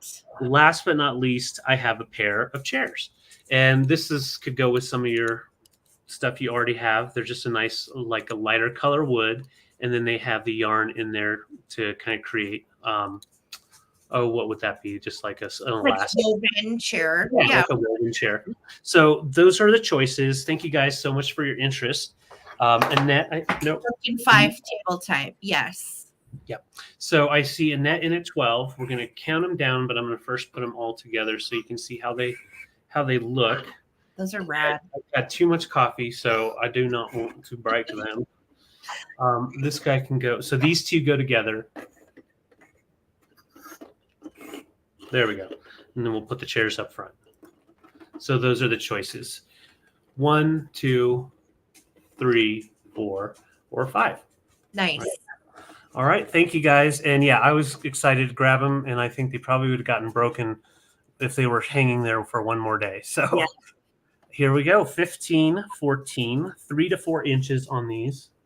12, 11, 10, 9, 8, 7, 6, 5, 4, 3, 2, 1. Bid end. Aw, you like those? Oh, yes. Yes. Limmy's baby. It's juicy. No, wait. Squirt. It's squirt. Squirt. Juicy squirt. I couldn't remember if it was juicy. The juicy's the wife. Squirt's the baby. Yeah. Correct. Right. All right. I see all of your bids. Thank you, guys. I'm just concentrating on balancing. And Lisa, thank you for your bid. And so, Annette, you get first choice. We've got we'll call this one Lazy Susan, desk, tables, bar cart, and then chairs. Okay, so it's Annette, George, Sarah. Annette, George, Sarah in that order. Okay, Annette wants all. You got it. Thank you so much, Annette. Thank you. And I will take good care of them. Awesome. All right. I have a little bit of glowy glass tonight. Again, same dealer estate sale. Most of my items, I think, did come from that estate sale. A couple might be thrifted, but I think most of my items came from the estate sale. And these were made in 1981. And David, I'm starting these at $30 for choice. Okay. And first up is this pretty thing. And these were made by LG Wright for Fenton. And what I find interesting about them, they are all signed. And this one looks like J Slider. And this would be what would be considered like a powdered sugar shaker. You could feasibly use it as a salt shaker or a rain shaker if you wanted to. But what was interesting about the fact that LG Wright did this design for Fenton is that most of the Fenton pieces that are hand painted were all done at Fenton. This was actually done at LG Wright's factory and their location, not at Fenton. And the difference between the LG Wright custard glass versus the Fenton custard glass is this has a slightly green sheen to it. Yeah. And when it glows, I mean, it is so stunningly green. It's the brightest green you've ever seen. And it's a very pretty satiny mist look of the green. It's blowing out so much you can't hardly see it, but it is the greenest green there. When I put it behind that piece, it literally makes the entire thing just glow. It's just nuts. So this is going to be choice number 1, and it is LG Wright for Fenton. And it is not signed. There are no Fenton markings or anything on the bottom, but it is signed by the artist on the back, which I thought was interesting because from everything I found, these date to 1981. So they should technically be marked Fenton on the bottom, right? With the little thing. Right. But they are. They are Fenton. It's just LG Wright for Fenton. So I guess they did not mark those pieces. You can see this is our second choice. And the second choice is this stunning little mini ewer. It has the classic Fenton ruffle top, and the glow on this is accurate. It is the brightest crazy green. And then the backside on this one is also signed J Slider. So you've got the little strawberry on the backside, and then you have the large bunch of strawberries on the front side. Now, size-wise, the shaker is right at 4.5 inches tall, and it is 4 inches wide. Okay, so 4.5 by 4 on the shaker. The pitcher itself is 5.5 inches tall by 5 inches wide. So just a smidge bit bigger. But these are so stunning, and they just glow like crazy. They're in really nice shape. Even the top of the shaker is pretty decent for its age.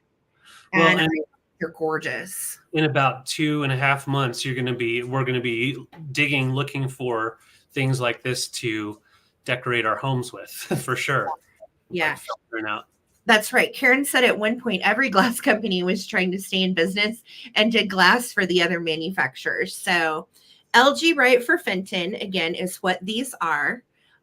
Really, really beautiful. Very, very glowing. The custard is a slight green versus what you would know as a classic custard, which reads like an off-white ecru. So it's just beautiful. These are pieces. I think some of the Fenton pieces painted and produced by Princess House, Massachusetts had same color and glow. My parents had the 1980 Christmas bell and plate. That's so interesting, Brian. Possibly. Absolutely. I think that these look super sweet together and would also be nice out all year round, especially summertime. So pretty with the little strawberries, and the hand painting I feel like is really good. Even look at the little dots on the berries and the blossoms. Yeah. Well, they're in such great condition. A lot of times on these, they were used a lot. And I would use these. I personally would use these during the holidays. If you have a coffee bar, put your creamer in there, the flavored creamer, and then put that powdered sugar or cinnamon in the shaker. Heck yeah. They are absolutely gorgeous. And yes, it was uranium that was added to the glass to make it glow green. So Evan is right. Slightly radioactive pieces, not enough to hurt you at all. Don't worry. Not enough to hurt you. But I think that is kind of an interesting side note about these pieces. They could kill you. I could kill you. I could kill you. I like a little excitement in my glass. All right, let's start a countdown, you guys. And I see Peppermint Patty is in at 30. Thank you so much. And this will be for choice. Here we go. 15, 14, 13, 12, 11, 10, 9, 8, 7, 6, 5, 4, 3, 2, 1. Looking for a bid in. Oh yeah, pumpkin pie spice topping on top of your coffee in the morning. Yes, please. Yeah, just enough to radioactively mutate you. No big deal, Sherry, right? Slowly. Oh my goodness. There's my bid in from Lisa. Peppermint Patty. Let me know if you want to take them both or you want just one, and I will communicate with you in the comments. Congratulations. Really nice. Congrats. Thank you. Okay, so I've got a couple of pieces here. I've got a glass piece and a ceramic piece. Let's start with ceramic. Haven't had ceramic for a little bit. And, oh, cool, Peppermint Patty. That's a really cool pattern. Hager is who made this. So let's find the stamp here. So we've got the Hager mark at the bottom. And everything I looked at online says that it was supposed to be like this, open. And there's no like lid lip. So, but it looks like what you would expect like, out of a crock. This Hager piece has a nice like Greek look to it, nice design. Definitely a 60s piece. But Sarah and I were both thinking, you know, this is considered a planter or a case for a planter. But if you had your kitchen space and you wanted to put your utensils in it, this is a really good size for utensils or an organizer. I love it as a crock like that. Yeah, that's cool. It works pretty nice like that. This guy measures right about 6.5 inches in height and then 6 inches diameter. Nice and clean. There's a little bit of crazing all going around. Try to pop in to try to get as close as we can.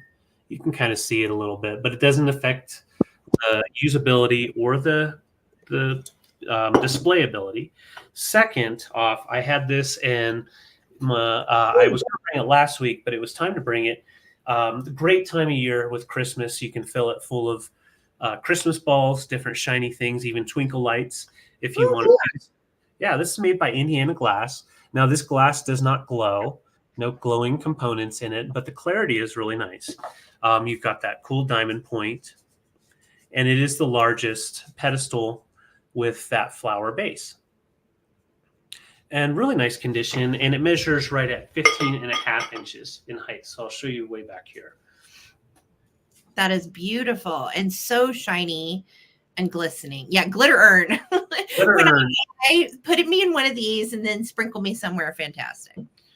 And yes, Les, this is Hager. So we've got the Hager mark at the bottom, and you can see the little spots where it sat on the piece to be made. And so, yeah, that piece, the Hager or the Indiana Glass apothecary jar. And these are great year-round in a display. You can definitely light them up, but it's fun to put ephemera pieces as well in these things, so you can kind of just collect all your things in there and see them. Yeah. So Mary, I see you in at 25. Thank you. I want to put ribbon candy in it, the old-fashioned kind that smells kind of like licorice. I want to put ribbon candy in it. Yes. And like that's once you get all the candy filled in, you'll see the candy through, and it'll just make everybody want to jump into your apothecary jar to see what's up. So let's go ahead and count down. They're both really great pieces for your mid-century modern decor, but pretty much anything, especially like an eclectic vibe. Those are cool. Yeah, let's put chocolates in there. Yeah. Thank you. All right, Mary's in at 25. We're counting down. 15, 14, 13, 12, 11, 10, 9, 8, 7, 6, 5, 4, 3, 2, 1. Bid end. Yes, thank you. Thank you, Evan. Yes, the kiln marks. Melts together and becomes a massive blob of candy. Yes. That's the best. You have this in several colors, don't you? It's so pretty. Oh, yeah. Absolutely. Amy got her black one from us. Yeah. She did. Yep. That one was a long time ago. Wow. Long time ago. Yeah. Yeah. There's our bid end. So Mary, let me know if you want just put in glass or ceramic. Yeah, Les, it has a nice German look to it, definitely. Has that speckly. So Mary's first, and then I think it was it Karen? I think It Karen. was, yep, it was Mary, and then it was Karen Chase. Okay, I thought so. Okay. So Mary, let me know, and then Karen, you'll get second choice. Glass. Okay, Mary, I got you for the glass. And I bet you anything Karen Chase was bidding on that Hager. We'll see. Karen, would you like? Awesome. It is. It's like a Versace with that yummy Greek chain around it. I love it. So good. Yeah. All right, Karen, I got you for the crock. Phantasma. Okie dokie. So, you know, I was telling you guys that this dealer estate sale we went to was from a collector, and she collected lots of cool metal stuff. And these are 2 of her metal pails that I grabbed. I'm starting these at $22 for choice, and they are so cute. So the first one is made by Ohio Art. You can see the logo, and I'm just going to kind of give you an overview of what it looks like on every side. So you see we have our big bad wolf from Little Red Riding Hood, and he's hanging out watching the house, right? Then we have the Little Red Riding Red Riding Hood riding here, and then there she is headed to grandma's to have to deal with that dang wolf. He's such a booger face, that wolf. That wolf, you know. That wolf. So cute. And these are very, very collectible. And she had written in hers, this is her original writing. What does it say? It says Ohio Art, Little Red Riding Hood, 1960s, $65. She had her stuff priced up there. Yeah. So really, really cute collector's piece. And it measures, just so you know, here it is with the little handle up. And the handle will nicely stay up, by the way. It measures in diameter 7 inches, and in height with the handle up at 11 inches. Handle down is 8 inches. Handle down, guys. Handle down. Handle down. All right. So that's going to be choice number 1. All right. Choice number 2 is Precious. I had actually not seen this one before. This is made by Chen, as in Chen Co. And a lot of you guys will also know it as J Chen. Same company. It just rebranded several different times. This one also, I believe from what she wrote, dates to the 60s. I don't see her writing on this one. But this one dates to the 60s. And I love that we've got the little girly cow, and she has her lashes and her eyes closed. We've got a windmill. And then we have Sweet Bossy. That's what she had written on it. She called this one Bossy. Yes. So I'm not sure if it has a name. Here's the bottom. Here's the inside. And then this one just has a little metal handle. So with the handle up, and the handle does not stay up on this one, it's 9 inches, and then 6 inches in diameter across here is how big this one is. So I just think these are precious. They're very collectible if you're into vintage metal toys. The old lithos done by Ohio Art and J Chen will live on forever with this. And I love that they're in really good shape too. There's not really any dents or a lot of paint damage. There's a few little superficial scratches on the Cowan. Little Red Riding Hood really doesn't have much of anything, just a couple little superficial scratches right in here. Okay, so I'm going to start a countdown, friends. This is going to be for a choice of the Bossy or Little Red Riding Hood. Here we go. 15, 14, 13, 12, 11, 10, 9, 8, 7, 6, 5, 4, 3, 2, 1. Looking for a bid end. Can I just show you this little cow right here? He's got a top hat on, and he's just happy to be there. God love him with his pink barn. He's so cute. I can't take it. So stinking cute. Just love him. I just love him. And look at her face. She's jazzed. I'm bossy. So we got Bossy or Little Red Riding Hood, and there is my bid in. Annette, your 40 came in after the bid in, but guess what? You didn't need it.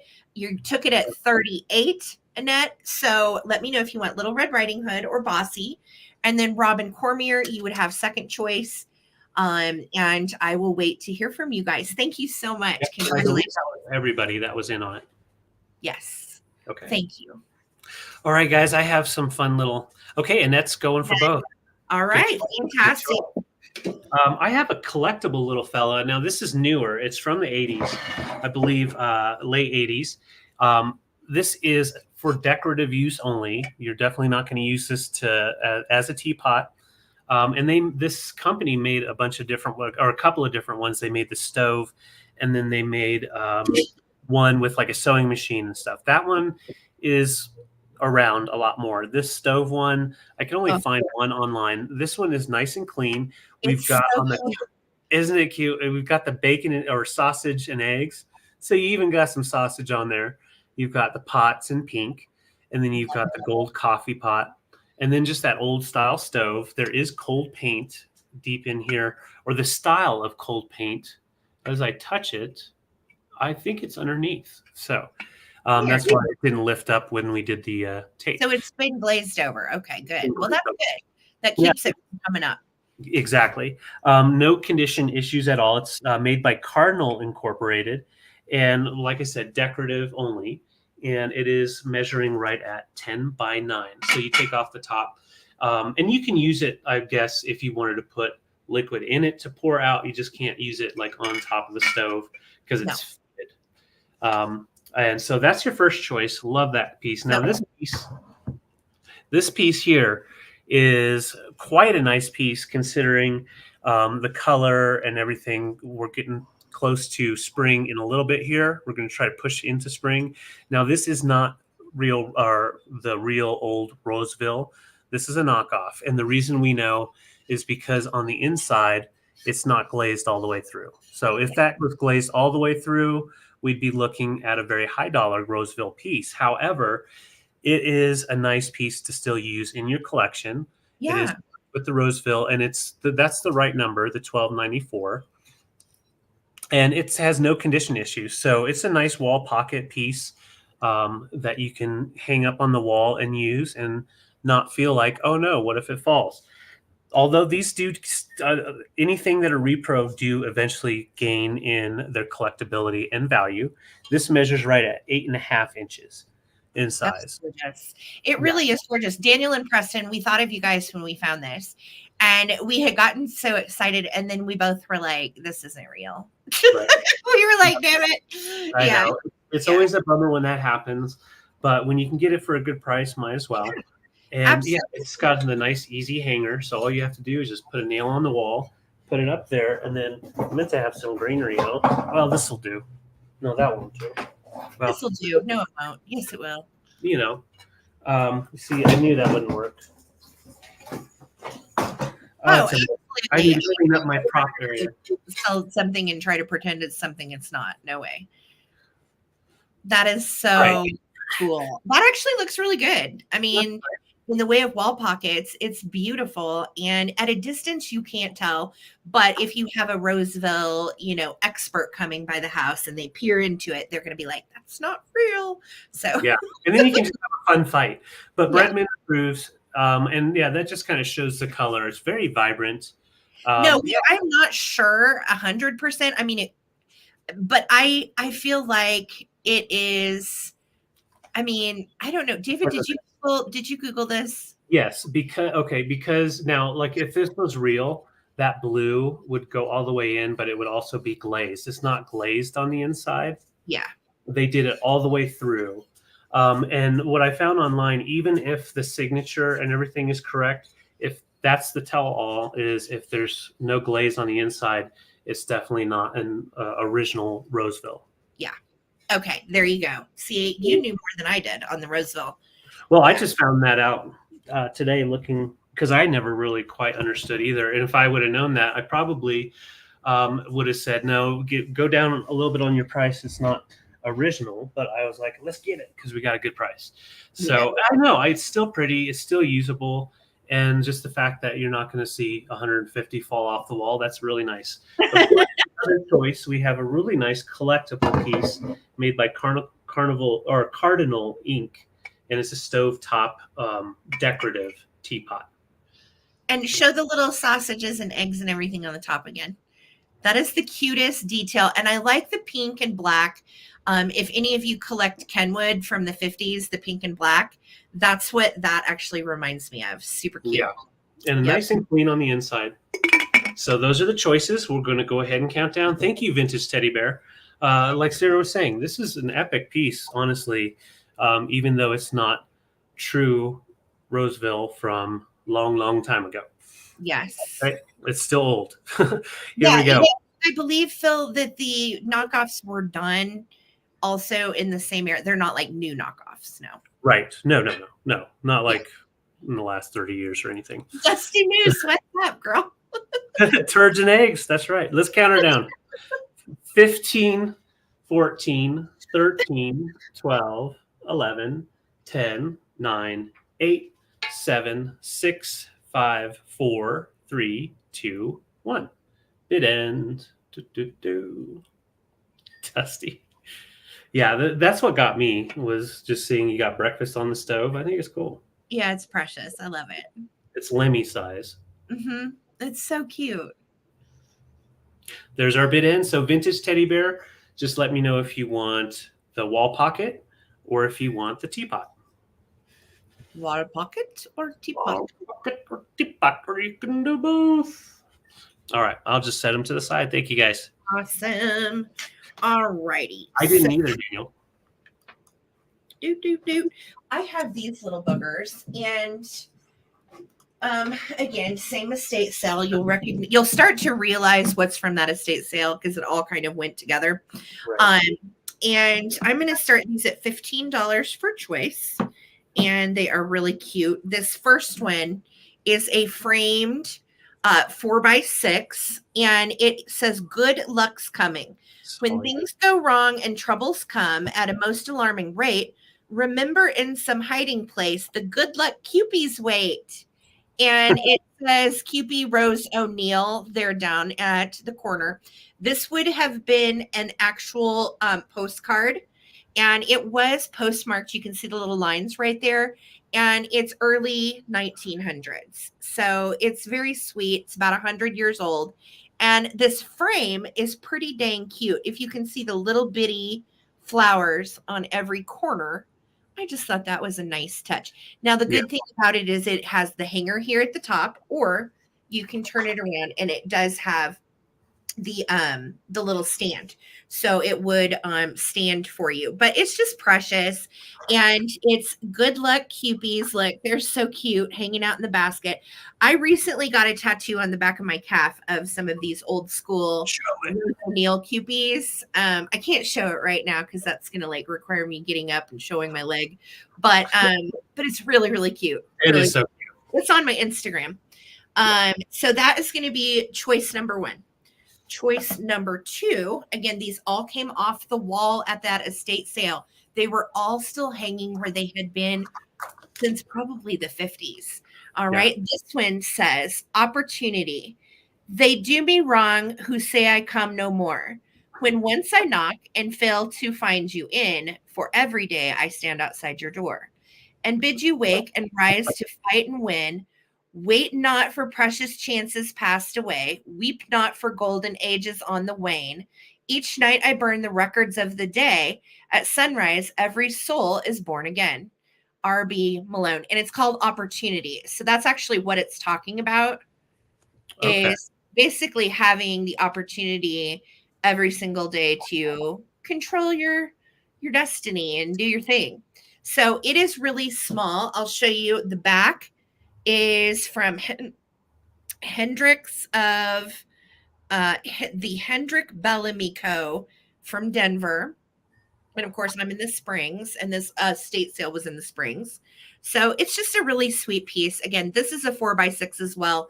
And you do have the old wire on the back to hang it. Okay. So that's choice 2.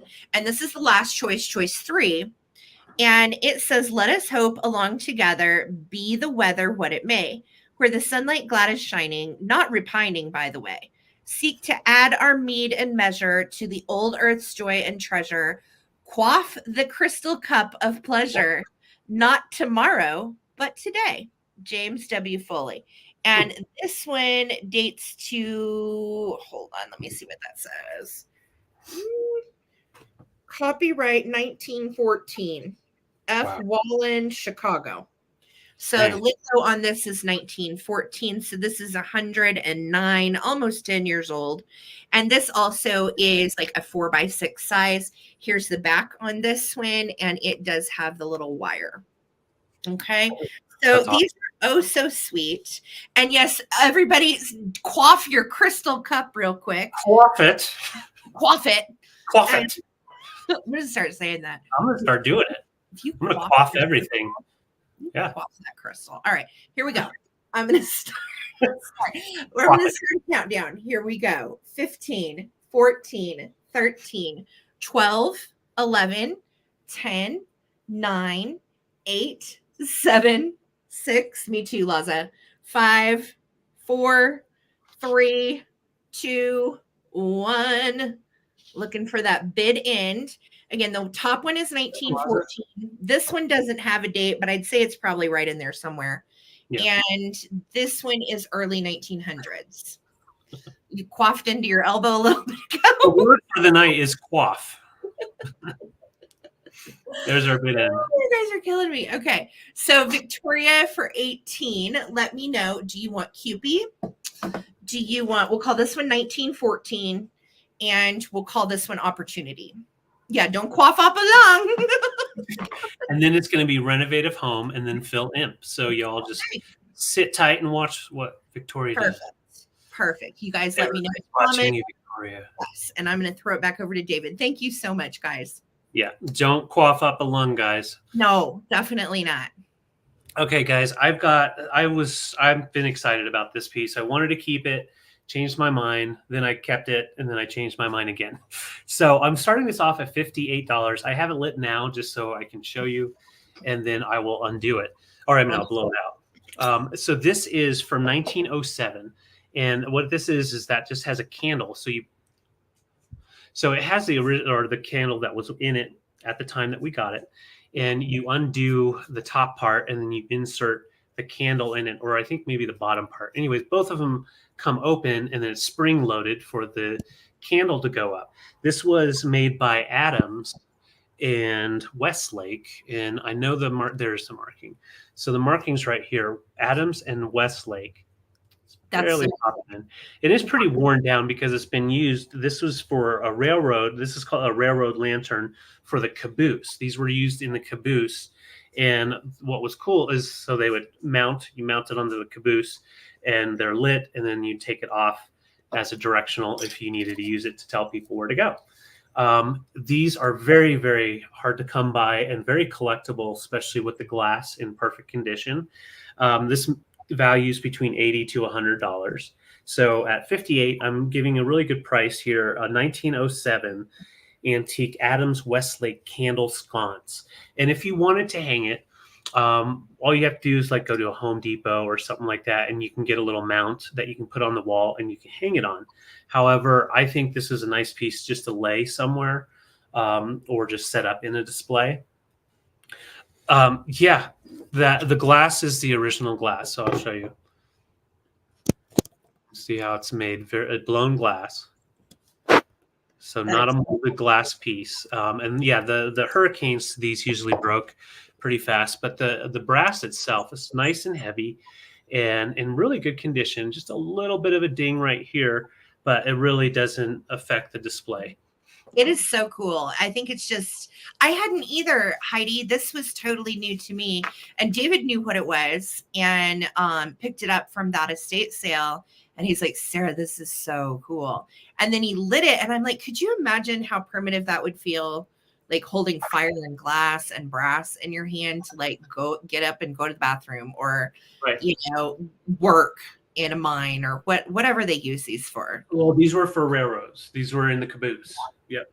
These were up in the caboose. So they were specifically made for the trolleys and the railroad So yeah, very collectible, and they have a lot of great history. So if you know someone that is into the railroad industry and the history of that, it is definitely one of those pieces. And like I said, with the glass itself, like this, values between 80 to 100 if you can find a pair, about 160 to 200 on a pair. So really good deal here. Victoria, I see you're 58. Thank you so much. And yeah, I was surprised when I Googled them. And the candle, I'd say, goes down to about right here. So you have a lot of life in there, and it's a regular size candle that goes in there. And then the glass just pops on. And as you can see, it doesn't fall out. So it's good condition. And that's in at 65. We're going to count down. So And cool. anytime you see something like this, an old brass lantern, whether it's with a handle or something like a cone like that, definitely look at it and try to look it up, because some of these are extremely valuable because they were considered just industrial pieces that just got tossed away with the locomotive that it used to hold. So let's count down. 15, 14, and it is like a lightsaber.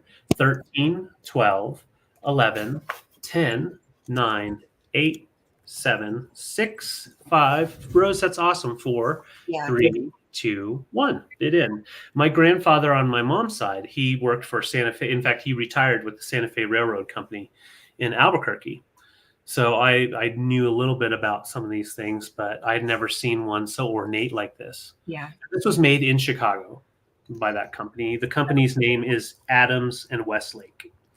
Adams and Westlake. Yep. So Victoria, thank you. And Sandra, I see you're 68. Appreciate it. All right. And there's our bid in. So Sandra D, congrats. You got a beautiful antique piece for 68. Thank you. That is such a fabulous piece. And it's neat to see that get a home. That is I agree. Epic. Absolutely epic. And Sandra, I think we have worked together before, but if not, could you email us at ttbsarahc@gmail.com? We need your PayPal email, we need your username, and we need your shipping address. Thank you so much. Thank you so much. All right. Renovative home. Are you in the house? I went ahead and gave Phil the choice on the pictures because renovative home I didn't hear from you, but I'm putting you down, Sarah, for the opportunity one. If you don't want that, let me know. Thank you, Sandra. And then Phil Imp took the 1914 one. Okay. So, you did. Okay. I never saw it, honey. It didn't come through on my end. On this end. Okay. Good. So you wanted the opportunity one. Okay. Awesome. Thank you. For whatever reason, I did not see it on my end. So, okay. The little girl. Oh, the Cupid was already taken, Sarah. So I don't know. The Cupid was the first choice, and the winner was Victoria, and she took that one. So the only one left is opportunity. If you want it, Sarah, great. If not, that's okay too. Okay. There we go. All right. So sorry about that, guys. I don't know. It, for whatever reason, it filtered Sarah's comments. And I couldn't see her. All right.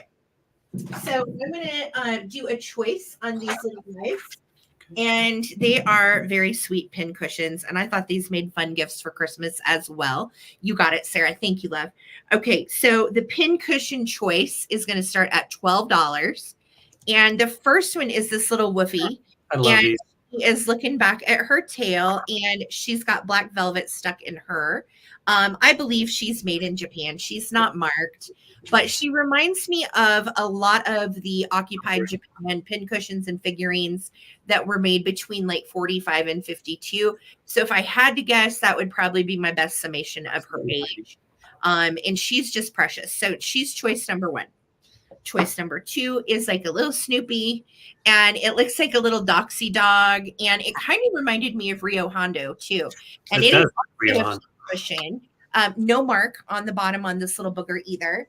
And these also came from that collector's estate sale. She had quite a few pin cushions. These are the 2 that I grabbed because, you know, dogs. And just adorable. They were actually some of the cuter ones. So I thought they were really fun. And it does remind you of Betty Boop's dog, Bridget. Totally. Yeah. Voodoo dog. That's right. You can stuff pins in, you know, and for your favorite person. Stick them in the back with pins. There you go. Stick your favorite person in the back with pins. So I'm going to start a countdown on these. Les is in at 12. And if you would like to get in on these, we're looking for 13 or more, and that is for choice. Again, fun stocking stuffers. Yes, acupuncture doggies at their best. So here we go. 15, 14, 13, 12, 11, 10, 9, 8. Love that one. 6, 5. I knew you'd like this one. 4, 3, 2, 1. And we're looking for the bid in on these little guys. They are too cute. Too cute. Too cute little pan cushions. No, please don't ever. No, that goes without saying. We're dog nuts around here. Yeah. We don't stick anything in doggies. Well, actually, Tato's. We give her an IV treatment every couple days, but yeah. All right, Les, would you like big dog or little dog, or you can take them both? Just let me know, and thank you so much. All right, they are both yours, sweetie. Thank you. Laza, that's hysterical. Okay, so this is get it, Laza. 'Tis the season, right? So here's another piece that I am just kind of stunned with. Sarah got this in a bundle of stuff and was super excited to get this. I'm selling this for $56, which is a great price. There's only one that I found online. It's on Etsy right now for $200. And the reason is this is from the early 20s, and it's Ormalu brass with, and it's from furniture. So it's a furniture embellishment that used to be on a large piece.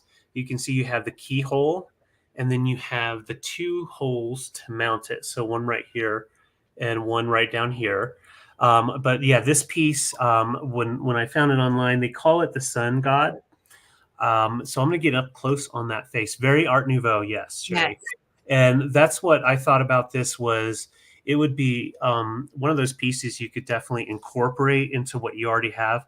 But I feel like that this also could be a focal point for a whole new wall design or a little shelf, because this piece right here just screams folksy. And of course, it's antique or almost antique and looks good on any kind of piece of wood. So if you were to have like an old piece of furniture furnishing that you wanted to put this on, or you can put this on your front door, turn it into a door knocker or something like that. But it is just absolutely stunning. And the fact that it has a face on it, that Art Nouveau, is just epic. Yes, solid brass. And you've got the ribbon kind of coming around all the way around down, and a lot of detail in there. A lot of detail. That is such a gorgeous piece. It's about almost a pound, Dusty. Yeah. Just beautiful. And I love the keyhole at the top. I think too, if you're into restoring antique furniture, it could be fantastic. I also think it would be beautiful on the outside by like your doorbell. If you wanted to hang it on the outside of the house, creative with these pieces, or you could put it even in a stand and put it next to some art and pottery and whatever. Dusty Moose is asking, is it heavy, David? It's a little under a pound. Yeah, very theatric look to it. Yeah. And you can, and just to give you an idea, like if you were to mount it onto a piece of wood, it'll still have just a really beautiful look to it. So if you have natural wood on anything and you're looking to just give it that like, wow, this definitely is an easy mountable piece. The little nail or screw hole here and one right here. So David, I'm going to find out that it's like a sun god or something. Yeah, sun god. That's what it's called. Because it does remind you of Medusa with the snakes for hair.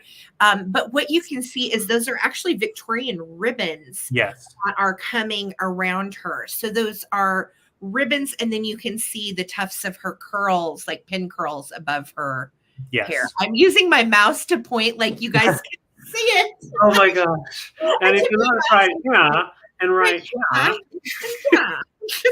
Okay, well, let's go ahead and count down. Thank you guys so much. It's just such a wonderful find, and I'm so glad that Sarah found it.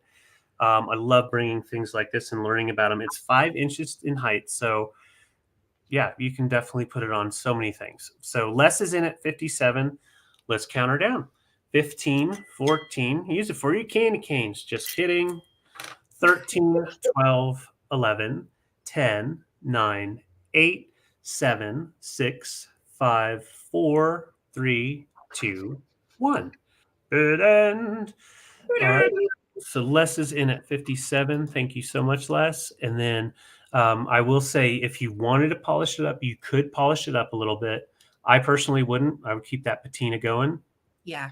See how far you can go with it. It's Dusty, stunning. I see you're 60, and Les, I see you're 65. Dusty's back in at 66. Thank you so much. George said Louis the Sun King, Louis the 14th Sun King. Okay. Okay. Well, there's from Lisa. Dusty Moose. Dusty. We're going to dust it off, coming to you for 66. Thank you all so much. She is our favorite moose of the Dusty variety. Yes. So, I'm going to do a bundle. I have another twofer. Okay. And it's going to be for these two items because I just kind of felt like they went together. So hear me out. I'm starting the two items, David, at 25. Okay. And the first one is this little Christmas doll. She is made by Brins. She is a collectible edition made in Korea. And you can see she is marked Brins right under here. There's the Brins logo. 1986. And she has December on the crinoline of her little skirt, which is very sweet. Now, she had a little, what was it? Just a little dingy spot right there. Okay. Right there. It's not real noticeable, but I want you to know it's there. She had that little dingy spot on her skirt, but she has no other issues. And let's crank her up, guys. Cranking her biscuits. Here we go. Listen how pretty it sounds, though. And may all your snowmen be white. Christmases be white. There we go. Christmases. She's got a little holly thing on her dress. Oh, fluffy. She's cute. And she does spin. So she is precious. And look at her face. I'm going to show you up close. She has really great lashes and big brown eyes. She even has a little jingle bell necklace on. I don't know if you can see that, but she's sweet. The details are sweet, and I love her. So she is choice. No, she's not choice. I'm sorry. She is included in this bundle. Oh, I'm sorry. I didn't know it was a bundle. Let me change that. Bundle. It is a bundle. This is not choice. So this is going to be included with her. It is a Waterford Crystal Childhood Christmas Series, My First Doll, which again, your first doll, so appropriate. So I'm going to show you this little gal. She is super sweet, new in the box. And most of you know what Waterford Crystal is. It is the finest crystal out there. And here's the little dolly ornament. She's really sweet. She's sitting down. She is etched on her bottom. You can see Waterford right there. And she also has her original Waterford foil tag made in Ireland. All right. So this is a twofer. You get the Childhood Christmas My First Doll ornament, plus you get the little Brins Christmas girl. Super sweet. Awesome. And that is $25 for both. Okay. That's a great price for both. I know. I think it's really sweet. She is darling, and I like her little bells that hang over her little pom-pom muff. She's a cutie. She is. So I don't see any interest. Again, would be a sweet thing for Christmas. Waterford little lady and the little 1986 Brins dolly for December. Victoria, I see you in at 25. Thank you so much. At your baby's bottom and CPS gets upset. This is true. This is true. You know, but when your baby is Crystal and she's from Ireland, her name's Crystal. You know, you can at your bottom all day long. All right. So I'm going to start a countdown. That's for both of these items together. And this is, I'm going to put the little dolly back in her box. Yep. You could even display her in her original Waterford box if you wanted to. All right, she is fancy. So these are coming together. 15, 14, 13, 12, 11, 10. I see you. 9, 8, 7, 6, 5, 4, 3, 2, 1. Bid end. Looking for 26 or more. Yeah, Waterford is so fancy. When I was in high school, I worked at a fancy gift shop and I did deliveries for their pharmacy, but I also learned how to professionally gift wrap there, and we sold Waterford crystal. So I have gift wrapped a lot of Waterford in my day. Toria Emery, it's all coming to you for 25. Congrats. Thank you so much. Oh, thanks, Sherry. That's sweet. Thank you. She does. Okay, so I have a find that I was super excited about, and I'm starting it at 26. I know we've got some fans out there of Wizard of Oz, and I'm trying to do this so I don't damage anything, so hold with me. So I have a 1992 certified, so I'll show you. It's embossed with a certified collector's edition. So this was 1992. The original was done in 1939, but it's the original reproduction of the Wizard of Oz movie poster. This one is right at 36 by 24. So it's the standard movie poster size and in good condition. So I'm going to show as easily as I can. We've got the perfect graphic. You've got Dorothy up front in the corn maze or the cornfield, and then the rest of the characters are down at the bottom. Love it. Really easy to frame. You can find a frame at Hobby Lobby, Michael's, Walmart's, online, pretty much anywhere for those movie poster size. And I think this would just be a wonderful Christmas gift for anybody that loves Wizard of Oz, because you do have that cool embossed down there. And between 35 and 50 on price on these. So it's a really good price, and it'll come to you in good condition. Yes, that is such a fun find. David was so excited when he found this. He's like, Sarah, check this out. Like, yeah, it's really pretty spectacular. And I love the embossing that it has down in the corner for the authenticity. Yep. It makes it more collectible for years in the future. Yep. And from 1992, so it is vintage. Oh my gosh. Yeah. All the stuff on it. Like we talk about, vintage is 20 years or older. But it's hard to think about at this age that 92 is actually vintage, Oh, I know. And so I thought I'd bring it just to see if anybody was interested in a beautiful poster. Once again, great for a gift, but if you are into Wizard of Oz, or if you have like a game room or a TV room, yes, really easy one to frame and throw on the wall, and it takes up a whole wall. And what size is it again? 36 by 24. Perfect. So that's a standard frame size. Standard poster size, yep. Yeah. Yep, and you've got the gang down at the bottom. Just try not to bend it up. So you've got the gang out the bottom, and then all of the cast and different info at the bottom. Did they do like a re-release in 92 or something? They did, yeah. I think they did a recoloring or something early 90s, because I know they went back into the movies theaters for a short time. So it was enhanced, I believe. The 90s were 10 years ago. Duh. I know. That's how I feel, Amy. I know. But I'm not seeing any interest, so I will bring it back for the recap, let you guys think about it.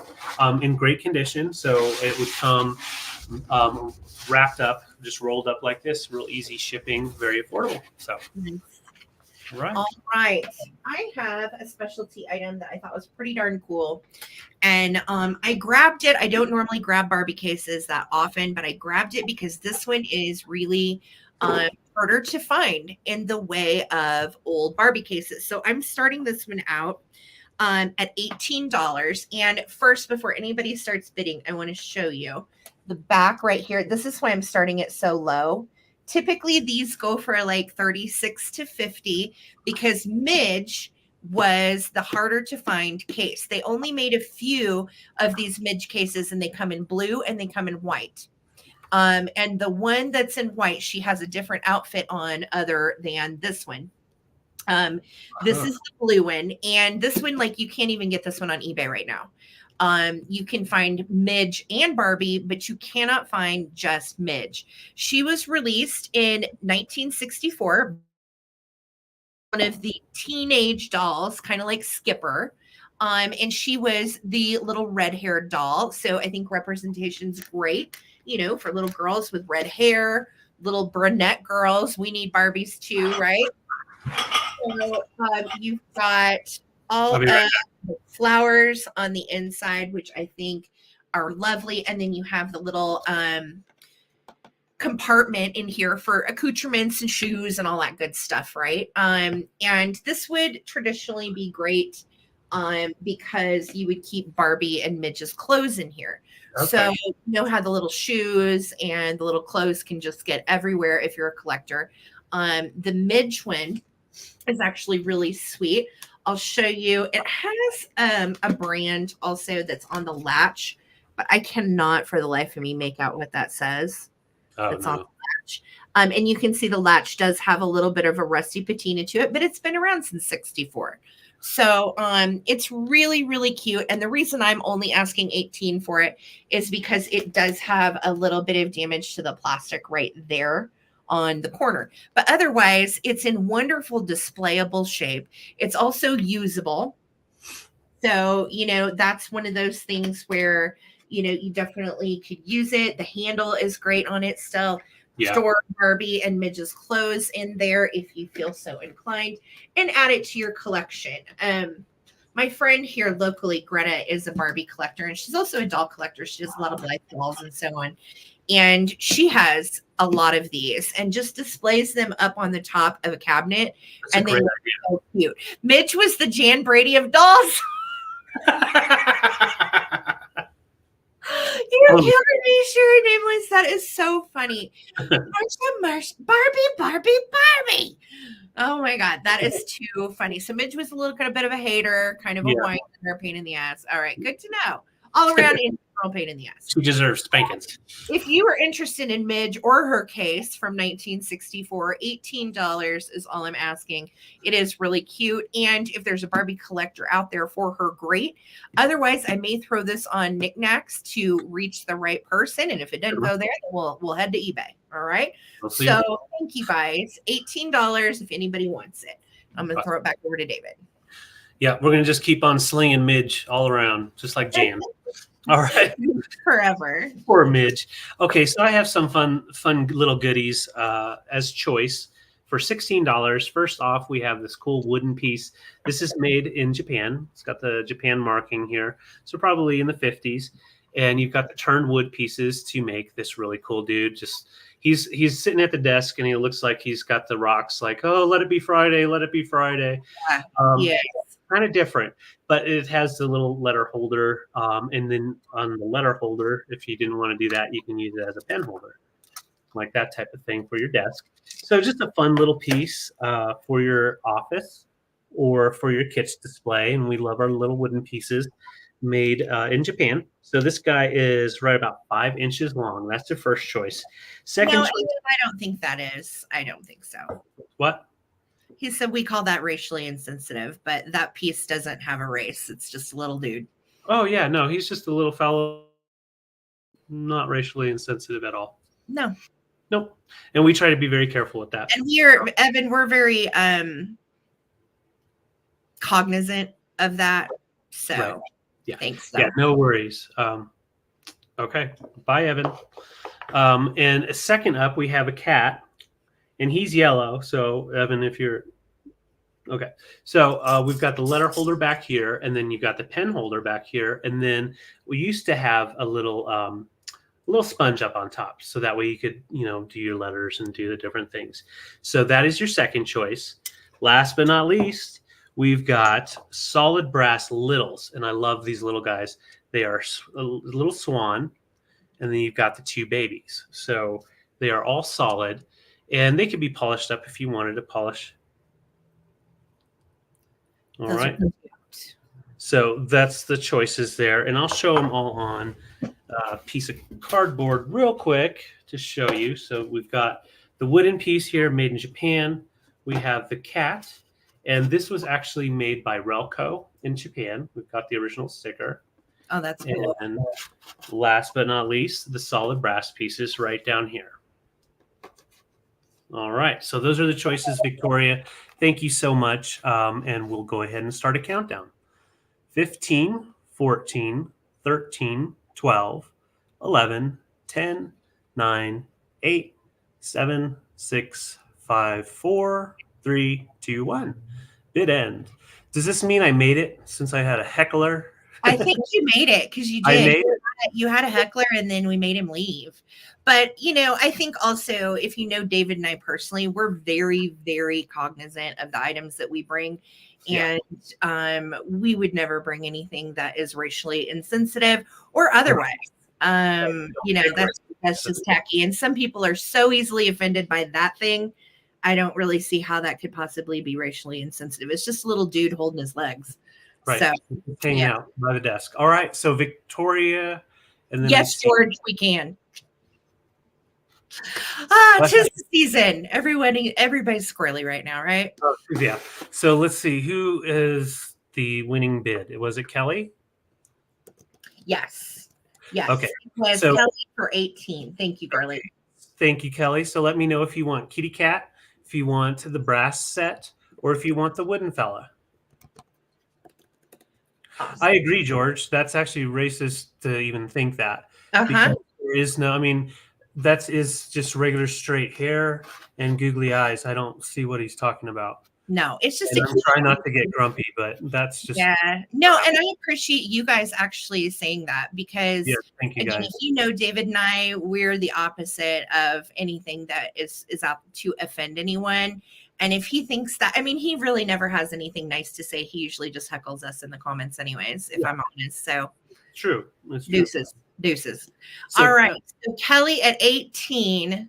Let's see here. You are first, and then Victoria is second. Kelly, I got you for the kitty cat. I thought so. And then Victoria, let me know if you want the little brass guys or the wooden guy, or you can do both. But I think you were wanting the little brass fellas. So just let me know. No, he's made of turned wood. So he's got the two turned wood pieces to put him together, and then we've got the knees and then the rope coming around his little feet. So he's just hanging out at the desk. Yes, he's rad. Yes, I agree, Les. Good riddance on that one. I'm fine with that. Victoria, I know, George. I was about to get kind of stupid. I was like, oh, well. I was like, no. I was like, David, no. Yeah, I got you. Thank you guys so much for your patience, and sorry about all that. Yeah, sorry, guys. But, hey, we're live and ish like that happens. So, hey, we just got to handle it and keep moving. All right. So, next up for me. Thank you, guys. Is, look, I did a thing, Karen Williams. I hope you're proud. I put my brooches on a pillow and it looks really cute, right? So I am starting these at $10 for choice. And I will tell you, I Googled my brooches and some of these actually go for like $30 each because of their brand. I'm not worried about that. I don't have much in them. Let's just start them at 10. And I'm going to go from left to right. So this will be like 1, 2, 3, 4, 5, 6. Okay. And let's see here. The first one I'm going to show you has a blue rhinestone round top, really cute and pretty. And it's got almost like a braided look to the leaves. And then we have this one, and it is awesome. It's got like a red stone rhinestone top. And then those are just little painted areas of brass there. The third one is the brand LJM. I am not familiar with what LJM is as far as brooches. I figure somebody out there will know. One of you guys, it's a reseller too. This one has some gorgeous little rhinestones all over it, and they are multicolored. That's choice number 3. Choice number 4 is this little green one, and it's made by a brand called Hetty's, Hedys. That was new to me. I had actually not heard of Hetty's before. So this one is Hetty's, and this is the one that's online elsewhere for like $30. Same with this one. It's made by Jerry's, and that's Jerry's with a G. And that is choice number 5. Really pretty. All there. And then last but not least is this one. And this one is the brand JJ. I don't know. Again, I can't remember what JJ stands for, but this one is the brand JJ. So those are your choices. 1, 2, 3, 4, 5, 6. So just like left to right, like you would read a paper. All right. And really pretty. I did put them on this little pillow. And I'm going to start a countdown. If anybody wants to get in on our brooches, by all means, please do. Can I just say, you know how we have those throw pillows all the time in like that chair that no one sits in the living room? Everybody has that chair. Yeah. That's such a great idea, getting a big velvet pillow and just put brooches all over it and just let us sit. But then if you sit against it, then it's going to be like, well, nobody sits in that chair. Snaggy or catchy. That's true. We do have a chair nobody sits in. That'd be cute. All right. So I see Leanne is in at 15, and this is going to be for choice. I'm going to give you a quick up close on him again. And let's count these down. 15, 14, 13, 12, 11, 10, 9. I love that, Danny. 8, 7, 6, 5, 4, 3, 2, 1. And we're looking for a bid end. Amy knows which chair we're talking about. Peaches sits in that chair. She gets the big chair all to herself. But Peaches got big. I thought so too, Susan. Peaches is good for that, Amy. Yeah. Just move, Sarah. I will. I love you guys. Okay. So there is our bid end. Leanne for 18. Let me know. We're going to go 1, 2, 3, 4, 5, 6. And you can claim more than one if you want to. Okay. All right. So it's first Leanne, and then Mary Causey, and then Sherry Nameless. So Leanne, Mary, and Sherry. I think that's everybody. Leanne wants 5 and 6. Okay. 5, 6. And then Mary, perfect. Mary wants 4. 4. All right. So and Leanne. Sherry. Sherry, do you want 1, 2, or 3? Perfect. 1 and 2. No, wait. That's 12. God. I know. Getting to be that moment. Smalls off. Oh, right. Yeah, just move it off the chair. Yeah. Okay, Sherry's going to take 1 and 3. Number 2 is left. Got it. And I will bring 2 back. Thank you guys so much. And I will get that all written down. And honey, are you ready for your turn? Yep. Okay. Took me a second to get it all written down. All right. So I have my last set of 78s. Thank you, Gavin, for helping me on that, because I always think 45, but they are 78s. Thank you. And these are all made, were all produced in 1951, and they all have the record in yellow. So the yellow record with the red on the inside. So I'm not going to take them all out. They are all playable. They were from an estate sale and very collectible. So first off, we have Lady and the Tramp. She's a lady and he's a tramp. And all the stuff on the back, you've got tons of different records that you can pull up off of there. So first off, choice is Lady and the Tramp. Love the graphic and the title. Next, we have I'm Late and Alice in the White Rabbit's Hole. So sorry. What just happened? Okay, so Alice in the White Rabbit's Hole. Oh, house. Sorry, house. I thought Jesus. Okay.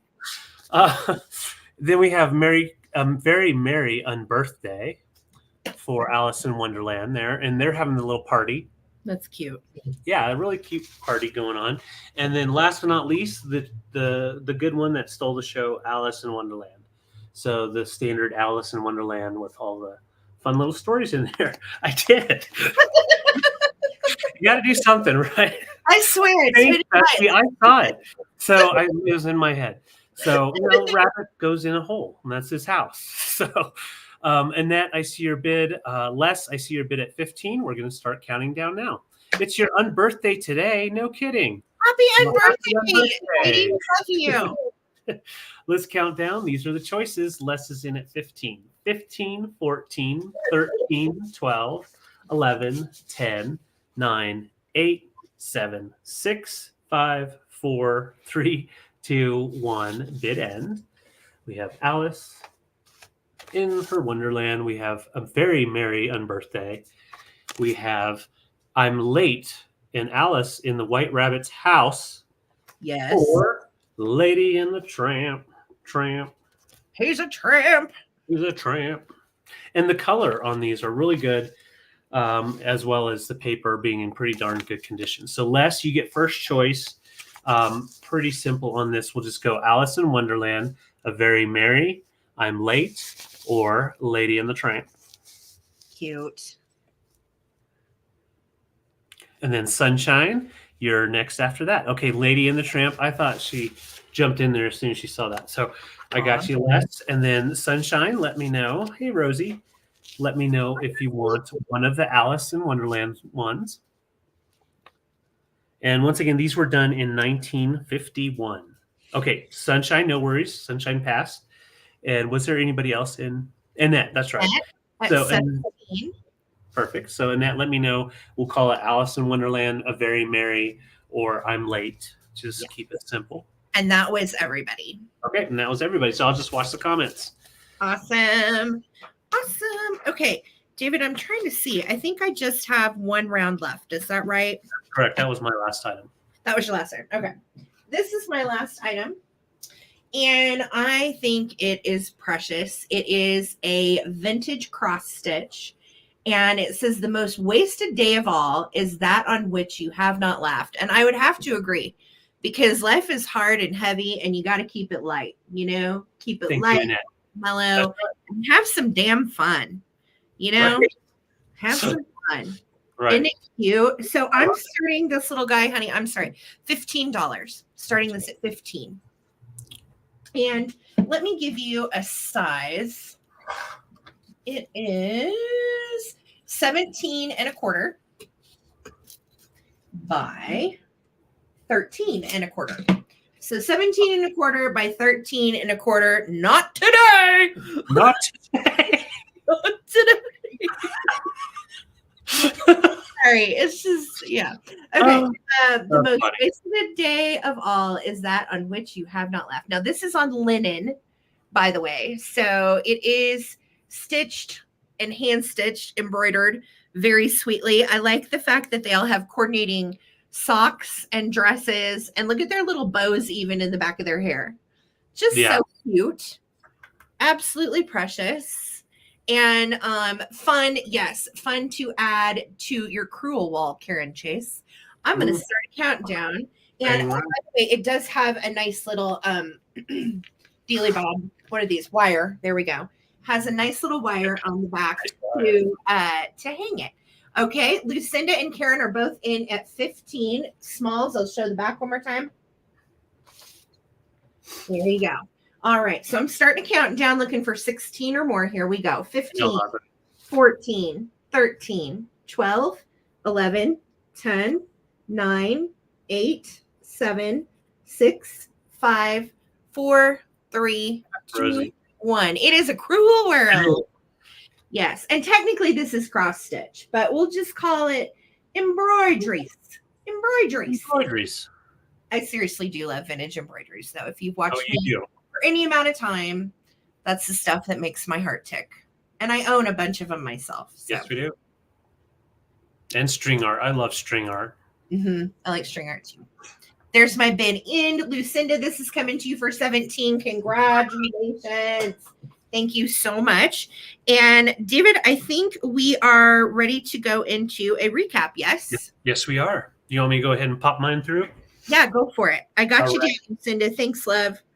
Okay, guys. So for any of you that don't know how the recap works, we're going to show you an item that didn't sell during the sale, tell you a price, and go on to the next. So if there's more than one person interested, we'll quickly do a countdown. So any interest in an item, go ahead and throw it in there, the dollar amount and the name of the item. So right now I have for $20 this for decoration teapot, and it's made by Cardinal Incorporation. And it does have a really cool display on the top. You've got the sausage and eggs and all that. $20. and no damage, no issues. It's from the 80s. So just put in stovetop 20 if interested. And then we have this really cool carved stone Santa, definitely older. We just do not know much about it. Reminds me a lot of some of the Italian carved pieces we've gotten before. So just asking $16 for this little guy. He comes with a little bottle brush tree in there. And it is an older bottle brush tree, like definitely older looking. So just $16, put in 16 Santa. And then I also had this candle made out of PVC pipe. Really neat making craft on this. So you've got the gold down at the bottom and then the candle. And it does work with the little dripper. And I'm asking $16 on that. Just put in candle 16. And last but not least, oh no, I have two more things. I also have, okay, Karen, I see you in for the Santa. We'll just do a quick going once, going twice. Sold to Karen. Thank you. Ho, ho, ho. And then for $10, I have this little collection. We've got Garfield, Odie, and they're both pen toppers, and then a new old stock eraser with Garfield and Odie as well. So that would be. I'm pretty sure I had the Garfield one when I was a kid. I think I had that. I had the Garfield and I had the Odie, and the Odie one was the one that I held on to for a long, long time. That's cool. So $10 for the three of these together. Great little stocking stuffers. And then last but not least, I had for $26, I had this 1992 certified, how do they call it? Certified collector's edition, and it's embossed down in the corner. So 26 for a 36 by 24 movie poster of Wizard of Oz from 1992. And that's everything for me. Awesome. And if you're watching on the replay, and you see something did not get claimed in the recap, which I don't think anything did, definitely let us know. Email us if you see something you can't live without. Otherwise, we'll probably be moving those items over to knickknacks. All right. So I am going to start my recap. I had these little Joseph original birds for $10 a piece. So $10 for choice on the Joseph original birdies. They are numbered on the bottom. Super duper cute. Just say Bluebird $10 and there's two available. Okay. Awesome. And then I had a twofer. I was selling these together. And it's called The Winding Road. It is a vintage litho from Whoa. You okay? Yeah, I'm good. I'm just dying. Good. 1925. Oh.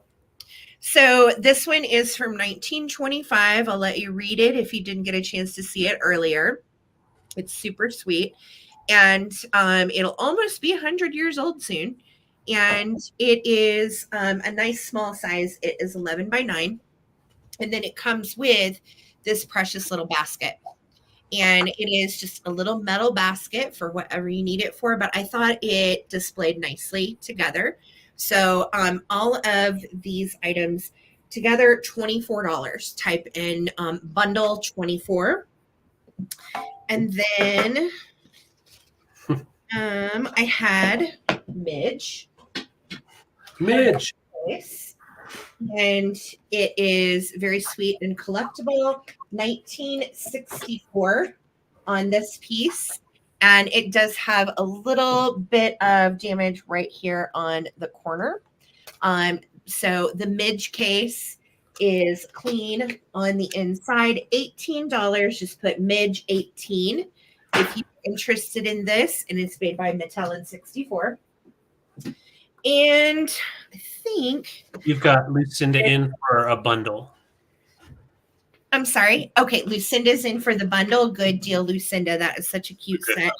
And then the only brooch I had left is this one right here. And you can claim it for $10. Just say $10 Christmas tree brooch, and I will write you down. Okay. Perfect. And let me get Lucinda written down for the bundle. While she does that, I totally forgot. I did have one more made in Japan ornament, little dwarf from Seven Dwarfs. And he is on a yellow ball for $8. Just put in Yellow ball, $8. Awesome. And that's easy. All right, and then $10 for Christmas tree brooch for Collector at Heart. Got it, Collector. Thank you so much, Lev. $10. Collector at Heart. Got it. Okay, Les, I got you for the yellow ball fella. Him's gonna hatchet your tree. Fantastic. And Collector at Heart, again, I don't know if I've got your info. Will you email me at ttbsarahc@gmail.com? And I need your email address, your username here on YouTube, and your shipping address. Awesome. And yes, thank you, Les. Mary, we'll get that to you for $8. Thank you. Fantastic. All right. Awesome. Leslie Newquist, you have it. Okay, Leslie, I'm writing you down, babe. I thought so. New username. Okay. Leslie Newquist is Collector at Heart. I've got you, girly. All right. Fantastic. So again, if you're watching on the replay, email us if you want any of those items that did not sell tonight. And thank you so much for everybody for hanging with us for our chat. I really enjoyed chatting with you guys. It's fun. I like everybody in our chat. You guys are really cool. Thank you for helping us handle poopy situations tonight and your encouragement. Walk that right away. Yeah. Sometimes, well, it's been a long time coming. It's usually a heckling situation with that one. So I'm glad.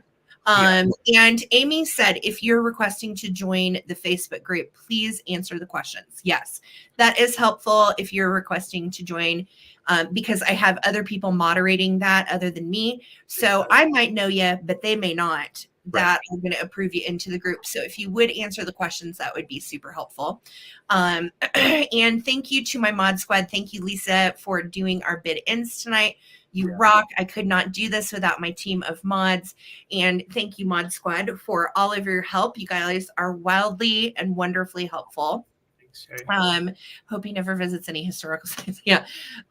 Let's see here. So you guys know that we will be back on Sunday night at 8 p.m. Eastern here on YouTube for our next sale. Please mark your calendars. And Lisa, if you will drop the link again to Knickknacks, we have a live sale on Knickknacks Wednesday, December 13th at 8 p.m. Eastern.